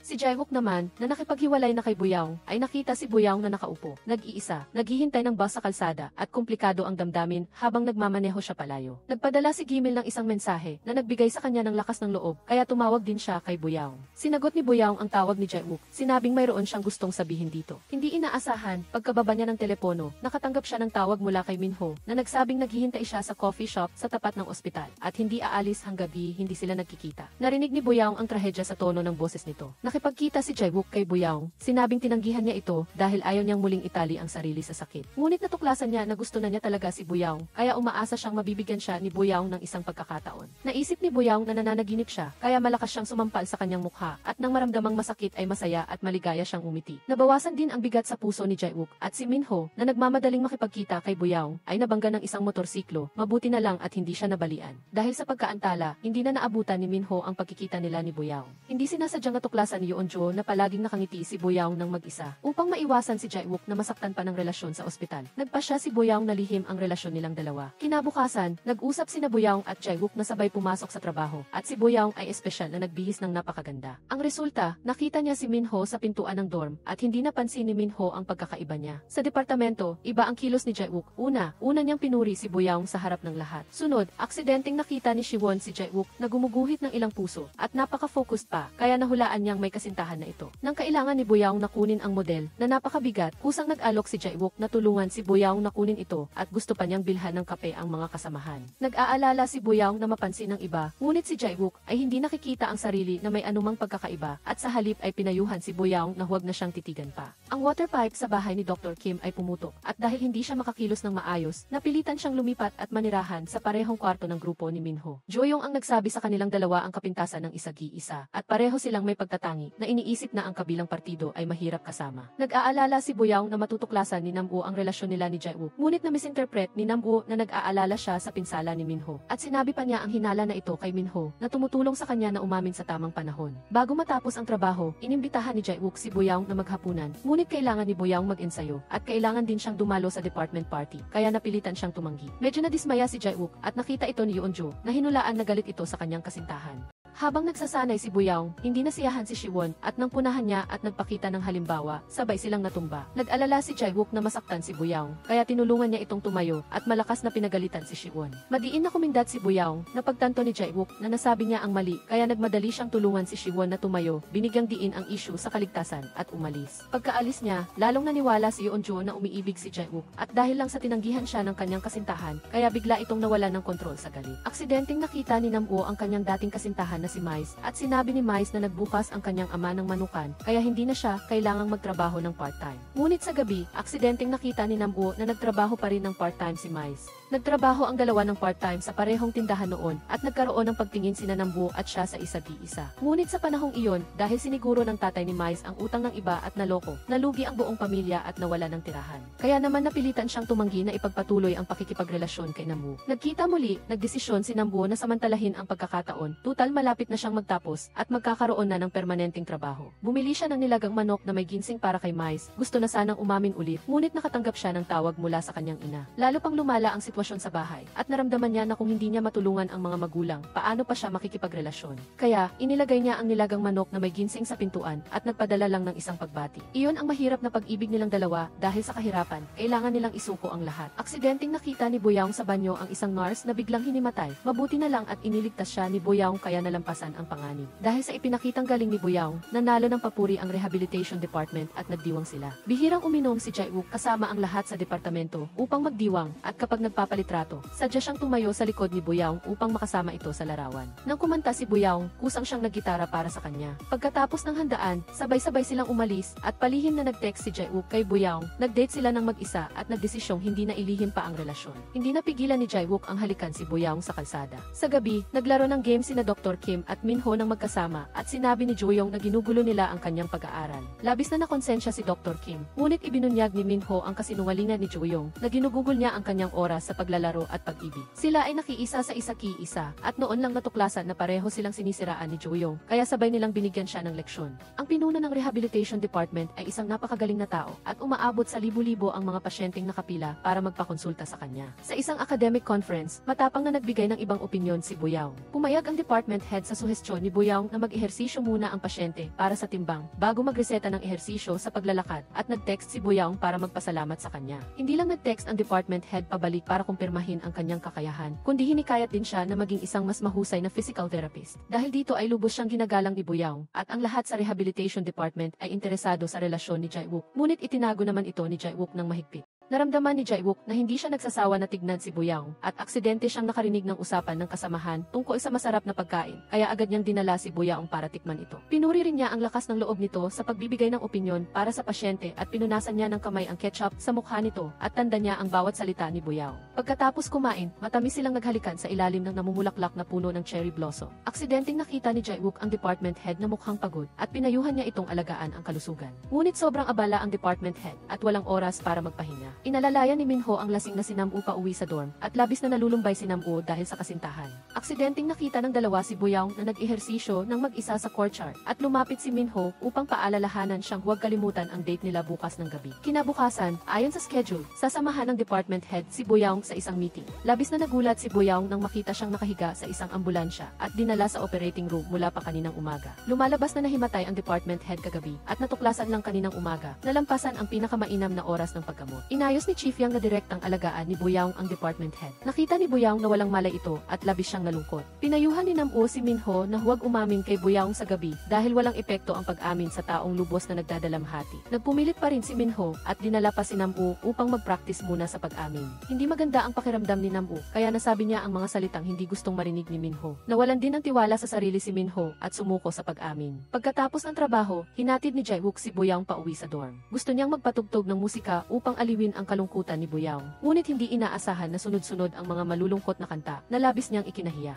Inaloob ni Boyaong sa kanya na huwag mag-alala. Pagkalipas ng 2 linggo, inilipat ang puno ng departamento mula sa intensive care unit patungo sa isang karaniwang silid at nakapagsimula na sa rehabilitasyon. Nakita ng puno ng departamento ang pamilyar na mga kasamahan at pasyente. Labis na nalungkot at hiniling kay Boyaong na itulak siya sa transfer room. Bilang isang doktor, alam niya ang tungkol sa kanyang sakit at katawan. Kaya lalo siyang nawalan ng pag-asa matapos umalis si Boyaong. Naramdaman ng puno ng departamento na nakakasilaw ang sikat ng araw mula sa bintana. Sinubukang bumaba at hilahin ang kortina, ngunit hindi niya nagawa at napaiyak sa kawalan ng magawa. Naalala ni Boyaong na hindi pa siya naglalagay ng tubig sa humidifier, kaya bumalik siya sa silid. Nakita niya na umiiyak ang puno ng departamento. Labis siyang nalungkot at tahimik na umalis sa silid dahil abala si Jae-wook. Hindi siya makakasama kay Boyaong sa musical na gusto niya. Kaya nagpasya siyang iwan ang tiket sa kanyang desk sa opisina para makapanood siya kasama ng iba. Sumulat siya ng isang tala, nagpahayag ng kanyang paghingi ng paumanhin at nangakong sa susunod ay darating siya sa oras. Lihim na inilagay ni Jae-wook ang tiket sa ilalim ng computer ni Boyaong. Nagtataka si Boyaong kung sino ang kanyang isasama at nang tumawag si Min-ho, ibinigay niya ang tiket kay Min-ho. Nanood ng musical sina Min-ho at Nam-woo nang magkasama. Nagkamali si Min-ho tungkol sa kanyang lugar sa puso ni Boyaong. Ngunit palaging binabato siya ni Nam-woo ng malamig na tubig. Ipinagmalaki ni Min-ho ang tiket kay Nam-woo. Ang nakasulat sa loob ay nahulog sa lupa. Ngunit hindi ito napansin ng dalawa. Pagkatapos ng musical, balak sana ni Nam-woo na magsimulang magbago sa buhay. Ngunit nang makita niyang nawawala ang kanyang pinakamamahal na buhaya, nalungkot ulit siya. Malungkot si Boyaong at nang maalala niya ang puno ng departamento. Nagpunta siya sa silid nito at nagulat nang makitang si Jae-wook ang gumagawa ng physical na therapy para sa kanya. Tahimik siyang nagpunta sa bench sa labas ng ospital at naghintay kay Jae-wook na matapos. Pagkatapos ng rehabilitasyon, nagkahawak kamay sina Jae-wook at Boyaong, naglakad-lakad hanggang sa ibaba ng dormitoryo at nagyakap para magpaalam.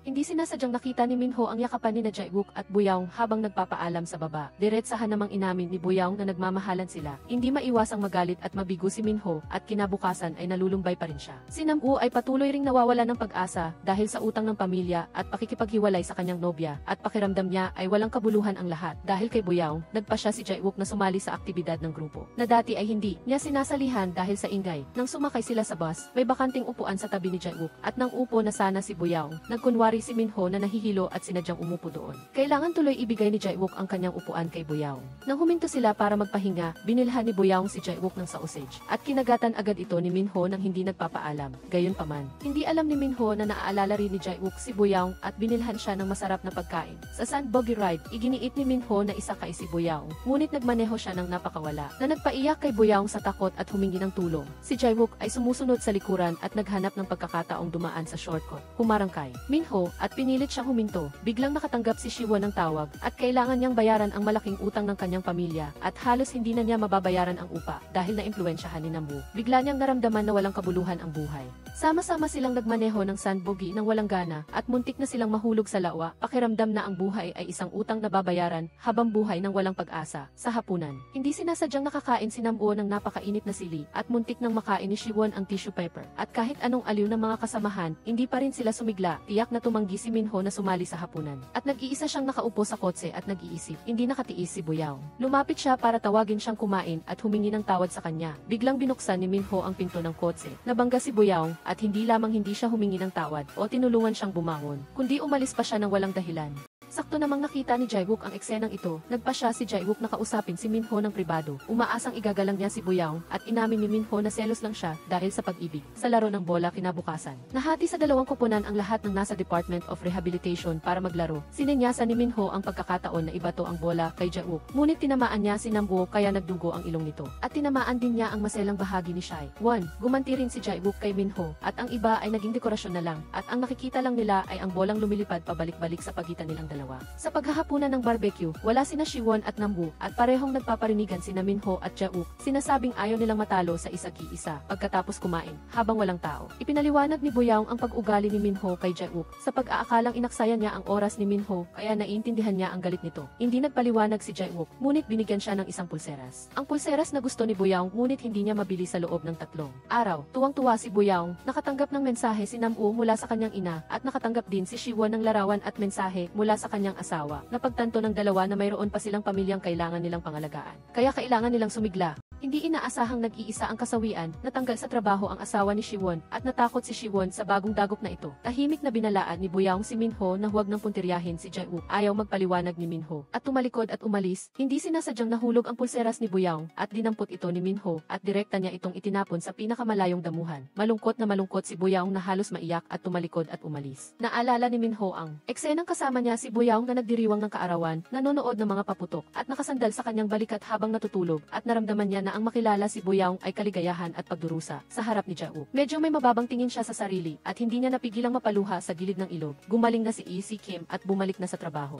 Ang pasyente ay labis na natuwa na gumaling siya at binigyan pa siya ng inumin. Iniisip ni Joyoung na hindi ito dapat tanggapin, ngunit nalaman niya sa kalaunan na kung tatanggihan niya ang kabaitan ng pasyente, magiging malungkot ito. Ngunit ang peach juice na ibinigay ng pasyente ay ang inumin na naging sanhi ng allergy ni Si Kim. Kapag ininom niya ito, nakatanggap ng abiso si Joyoung na may pasyente na nangangailangan ng emergency electrical shock. Nalaman niya na ito pala ang pasyente na nagbigay sa kanilang dalawa ng inumin kanina. Nang makita niya ang pasyente na huminto na sa resuscitasyon at idineklarang patay, nawalan siya ng lakas. Nang sabihin niya ang balitang ito kay Si Kim, kalmado lang ito. Sa katunayan, matagal na ang nakalipas, nakaranas si Si Kim ng parehong sitwasyon. Minsan, nakalimutan niyang kumuha ng x-ray para sa pasyente at ang kanyang superior, upang maiwasan ang reklamo, ay sinabi sa kanya na magsinungaling na sira ang makina at kailangan itong kunan ulit. Hindi nakatiis si Si Kim na lokohin ang pasyente, sinabi niya ang totoo at sa halip ay nakakuha ng tiwala at simpatya ng pasyente at nakatanggap ng isang pambihirang card ng papuri. Nagpunta siya upang bigyan ng regalo ang pasyenteng ito at nasaksihan niya mismo ang proseso ng bigong emergency resuscitasyon ng pasyente at nag-alala siya nang kumuha siya ng x-ray para sa pasyente. Nagkamali ulit siya at pinuna siya ng pinuno, kaya mula noon siya ay naging matatag.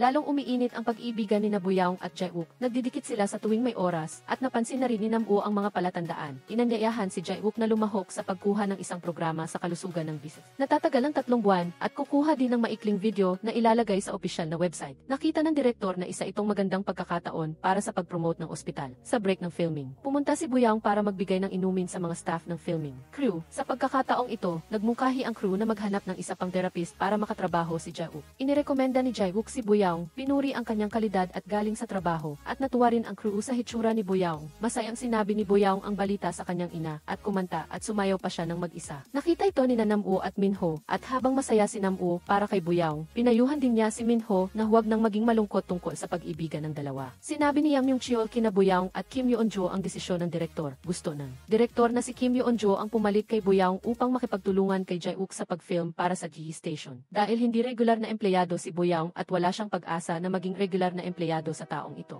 Naramdaman ni Kim Yeon-jo na hindi ito patas at nakonsensya siya sa kanilang pagkakaibigan. Pilit nang umiti si Boyoung at sa halip ay hinikayat si Kim Yeon-jo na maging positibo at subukan ito. Hindi naglakas loob si Yang Myung-cheol na sabihin ito kay Jae-wook. Inaasahan niyang si Boyoung na ang kusang magsinungaling kay Jae-wook na voluntaryo siyang nagbigay ng pagkakataong ito. Pinigilan ni Boyoung ang kanyang luha at umalis sa opisina ni Yang Myung-cheol. Nakipagkita si Boyoung kay Jae-wook. Nagsabi na nakaramdam siya ng pressure at gusto niyang iwanan ang pag-film. Sa totoo lang, umaasa si Jae-wook na gamitin ang pagkakataong ito upang makagawa ng magagandang alaala nilang dalawa, ngunit iginalang niya ang desisyon ni Boyoung. At masaya siyang sumang-ayon dahil natanggal sa trabaho ang asawa ni Siwon, naging mahirap ang buhay pamilya at kailangan niyang iuwi ang kanyang ina sa probinsya. Ang kanyang ina ay isang babaeng may pag-unawa, ngunit sa kasamaang palad, hindi sila masyadong magkasundo ng asawa ni Siwon. Alam ni Siwon na mahal ng kanyang ina ang kambal na apo. Bukod pa rito, ang kanyang ina, upang matulungan siyang alagaan ang kanyang mga anak sa Seoul, ay matagal nang naibenta ang lupa sa probinsya at hindi niya alam kung ano ang magiging kabuhayan niya sa hinaharap. Walang kita ang mag-asawa hanggang sa punto na wala silang panggastos para sa ina. Inaliw siya ng kanyang ina na matanda na siya at wala na siyang lakas para alagaan ang dalawang bata. At nais niyang makawala sa mga gawaing bahay. Nagplano siyang pumunta sa bahay ng tiyahin ni Siwon upang tumulong sa mga gawaing bahay.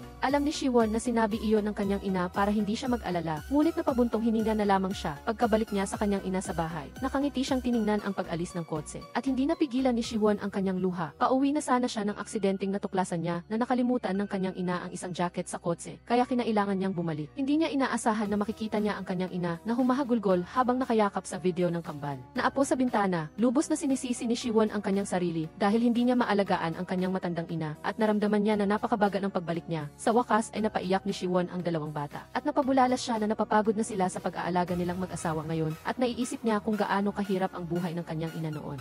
Umasa siya na tatawag ang asawa niya sa kanyang ina, ngunit tinanggihan ito ng asawa. Sa halip ay sinabihan pa siyang itigil na ang buwan ng allowance para sa kanyang ina. Hindi niya inaasahan na inipon pala ng kanyang ina ang lahat ng buwan ng allowance noon at hindi man lang nagdala ng kahit isang sentimo. Iyan ang pagmamahal ng ina kahit gaano pa kasakit ang ginawa ng kanyang mga anak. Hindi pa rin siya nagalit, labis na nasaktan si Siwon nang kumuha ng x-ray si Si Kim para sa pasyente. Walang ganang kumain, pinakiusapan niya ang pasyente na kumain ng maayos. Bigla siyang nagki-crave sa luto ng kanyang ina, umaasang ipapadala ito sa kanya pagkatapos niyang magluto. Ngunit nagdahilan ang kanyang ina na naghahardin siya kasama ng kanyang mga kaibigan, kaya wala siyang oras. Hindi naiwasan ni Si Kim na sisihin ang kanyang ina sa pagiging masyadong makasarili sa telepono. Nakatanggap ng tawag si Boyoung mula sa pangkalahatang departamento ng ospital ng Shinchon na matatapos na ang kanyang kontrata sa loob ng 2 buwan, kaya kailangan niyang maghanda na umalis sa dormitoryo ng ospital. Nakita ni Jae-wook ang malungkot na mukha ni Boyoung at tinanong ang dahilan. Natatakot si Boyoung na matuklasan niya ang kanyang kahinaan at sinadya niyang itago ang kanyang kalungkutan. Nakita ni Kim Yeon-jo si Boyoung na bumalik sa dormitoryo. Taos puso siyang humingi ng paumanhin, umaasa na hindi siya mag-alala sa pagkuha niya ng kanyang pagkakataon at nagrekomenda pa ng isang ospital sa kanya. Pinapayuhan siyang mag-apply doon, muling napuno ng lakas si Boyoung. Kinunan ulit ni Si Kim ng x-ray ang pasyenteng babae na walang ganang kumain at natagpuan niya itong nawalan ng malay at dali-dali siyang tumawag ng ibang doktor para tulungan siya. Ito ay dahil sa malnutrisyon na humantong sa pagkapagod. Paralisado ang ibabang bahagi ng kanyang katawan, kaya nag-aalala siyang masyadong mabigat siya at napapagod ang kanyang anak sa pagbubuhat sa kanya, kaya sinadya niyang mag-diet at para mabawasan ang paglilinis ng kanyang anak. Nagdesisyon siyang mag-ayuno. Nang malaman ni Joo-young at Si Kim ang dahilan, labis silang naantig sa dakilang pagmamahal ng ina. Hindi sinasadyang nalaman ni Joo-young mula sa isang kaibigan na ang kanyang ina ay may mga sirang balakang na nangangailangan ng operasyon at nasa ospital, ngunit itinago niya ito sa kanya. Sinisisi ni Joo-young ang sarili dahil sa pagpapabaya sa kanyang ina at ginugol niya ang oras upang magpakita sa harap ng kanyang ina at alagaan ito. Ang unang episode ng programa ni Jae-wook at Kim Yeon-jo ay ipinalabas at umaasa si Am Yung-cheol na sabay-sabay itong panoorin ng lahat ng doktor. Nag-file ng leave sina Siwon at Boyoung. Nakita ni Jae-wook na nag-leave si Boyoung at gusto niyang makasama siya. Ngunit dahil hindi niya masabi ang tiyak na dahilan, galit siyang tinanggihan ni Am Yung-cheol. Sa totoo lang, si Boyoung ay para sa isang interview, ngunit nagsinungaling siya na uwi siya sa probinsya. Gusto ni Jae-wook na ihatid siya, ngunit matalino niya itong tinanggihan bago ang interview. Hindi sinasadyang narinig ni Boyoung sa banyo na ang bisedirektor ng ospital na ito.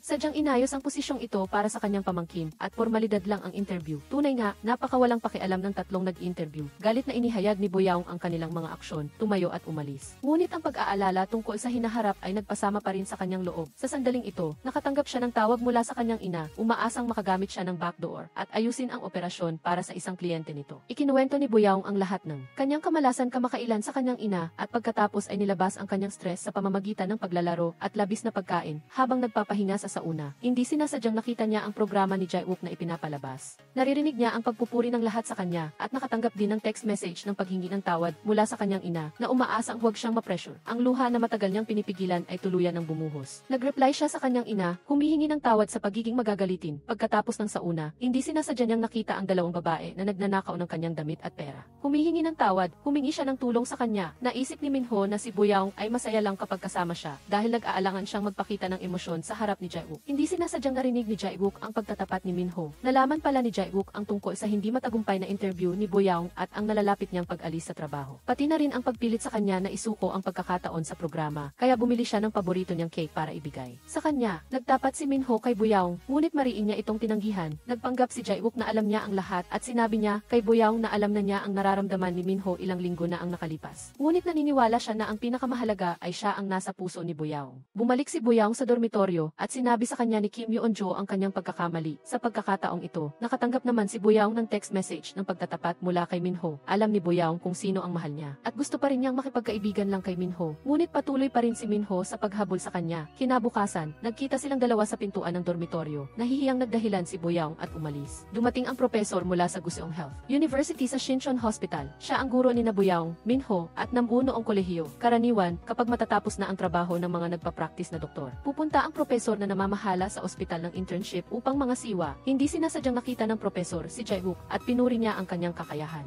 Ngunit pinayuhan si Minho na patibayin ang kanyang pag-aaral pagkatapos ng internship, kung hindi ay mahihirapan siyang makapagtapos. Ang malinaw na pagkakasalungatan na ito ay narinig ni Boyaong na nagdulot ng labis na kahihiyan kay Minho. Siniseryoso pa rin ni Jae-wook ang pagtatapat ni Minho at pakiramdam niya ay dapat niyang gawing mas komportable si Boyaong sa kanyang tabi. Nagkataon, iminungkahi ni Namwoo sa kanya na gumamit ng impormal na pananalita. Sa pag-aakalang mas magiging malapit sila at walang pagitan, sumang-ayon si Jae-wook at ang unang naisip niya na gagamitan ng impormal na pananalita ay si Boyaong. Hindi inaasahan, nagulat si Boyaong at hindi sinasadyang narinig ni Yang Myung-cheol at ng iba pa. Iniisip ng lahat na kakaiba at hindi maintindihan ang paglipat ni Jae-wook sa impormal na pananalita. Kailangan tuloy niyang itigil ang paggamit ng impormal na pananalita. Sinubukan ni Jae-wook ang lahat ng paraan upang mapalapit sa lahat. Ngunit hindi siya magaling makipag-ugnayan, nakagawa siya ng maraming pagkakamali sa pagsasalita at nakagawa ng maraming pagkakamali na nagpasama naman sa loob ng mga kasamahan. Pinayuhan siya ni Yang Myung-cheol na maging mas interesado sa kanyang mga kasamahan, na iyon ang tunay na pakikisama. Gusto ni Jae-wook na maging isang taong mapagkakatiwalaan ni Boyaong at maging komportable siya. Ngunit hindi siya sanay sa pagbabago niya. Ngunit sinubukan ding magbago ni Boyaong. Sinabi niya kay Jae-wook na naghahanap siya ng bahay. Gusto ni Jae-wook na gamitin ang kanyang koneksyon para irekomenda siya sa isang trabaho. Ngunit tumanggi siya. Nang dalhin ni Boyaong sina Minho at Namwoo sa isang konsultasyon, tahimik na humingi ng tulong ang pasyenteng babae upang itapon ang kanyang urin. Ang eksenang ito ay hindi sinasadyang nakita ng nobyo ng pasyente. Labis siyang nahiya. Hindi niya maintindihan kung bakit mas gugustuhin ng kanyang nobya na abalahin ang iba kaysa tawagin siya. Ito pala ay dahil gusto ng pasyenteng babae na panatilihin ang huling piraso ng kanyang paggalang sa sarili sa harap ng kanyang nobyo. Ang kwentong ito ay lubos na nakaantig kay Minho.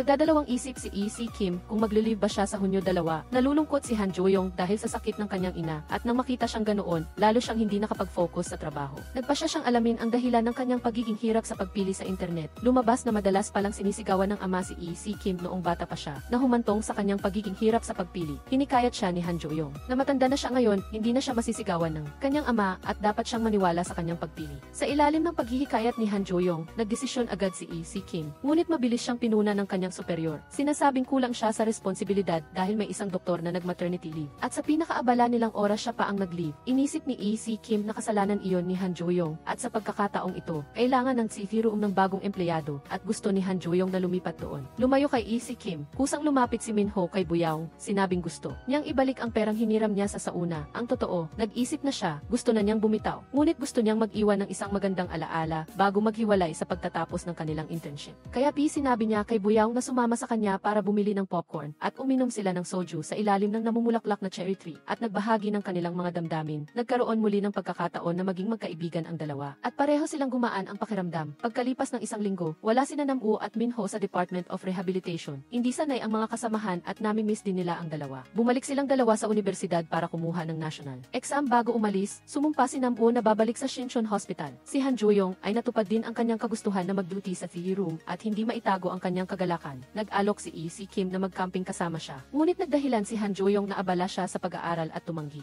Nang kumain si Jo-yong kasama ang kanyang mga bagong kasamahan, nalaman niya na dahil ito sa buong pusong rekomendasyon ni Si Kim, kaya nakapunta siya sa theory room at orihinal na gusto ng pinuno na ilipat si Si Kim. Nalipat si Jo-yong at hinanap si Si Kim. Mahigpit siyang yakap, umiyak at humingi ng tawad at nagbati ang dalawa. Nangako si Jo-yong kay Si Kim na kapag gumaling na ang kanyang ina, magka-camping silang dalawa. Sa wakas ay dumating ang araw na masisiyahan si Boyaong. Ipinahayag ng direktor na magdaragdag ng regular na posisyon ngayong taon. Narinig ni Boyaong ang balita, ngunit hindi naglakas loob na magsaya agad. Hanggang sa nakita niya ang listahan, saka lang siya natuwa. Nagsaya ang lahat sa kanilang sariling paraan upang batiin siya. Iminungkahi ni Yang Myung-cheol na magsaya sila ng todo sa isang beses. Sa salo-salo, buong pagmamahal na tiningnan ni Jae-wook si Boyaong at nag-uunahan ang lahat na mag-alok ng inumin kay Boyaong. Tumawag si Boyaong sa kanyang ina upang ibalita ang magandang balita na siya ay naging regular na empleyado. Sinabi ni Kim Yeon-jo sa kanya na minsang hiniling niya kay Jae-wook na sabihin sa direktor na gawing regular na empleyado si Boyaong. Sa tingin niya, kung mawawala ang isang taong may talento tulad ni Boyaong ay malaking kawalan sa ospital. Biglang nalungkot si Boyaong nang malaman niyang hindi dahil sa kanyang kakayahan, kaya siya naging regular na empleyado. Ngunit taos puso siyang nagpasalamat kay Jae-wook sa kanyang pagsisikap para sa kanya. Itinatwa ni Jae-wook na humingi siya sa direktor na gawin siyang regular na empleyado. Si Boyaong ay naging regular na empleyado dahil sa kanyang sariling kakayahan. Ngunit, kinuha na niya ang appointment letter ni Boyaong mula sa Human Resources Department. Sa ilalim ng magandang ilaw ng gabi, gabi, naghalikan ang dalawa ng may pagmamahal. Ang tula ay parang buhay, ang buhay ay parang tula. May mga oras na maluwalhati, may mga oras na tanga, may mga oras na masakit, may mga oras na nagsisikap. Ang pinakamagandang damuhan ay tutubuan din ng damo. Ang natitirang bahagi ng buhay ay marami pa rin kawalang katiyakan. Ngunit kahit hindi maluwalhati, gagawin pa rin ni Buyaong ang lahat ng kanyang makakaya upang magpatuloy pagkatapos ng lahat. Pagkatapos magsumikap, nakasama rin niya sa huli ang taong pinakamamahal niya.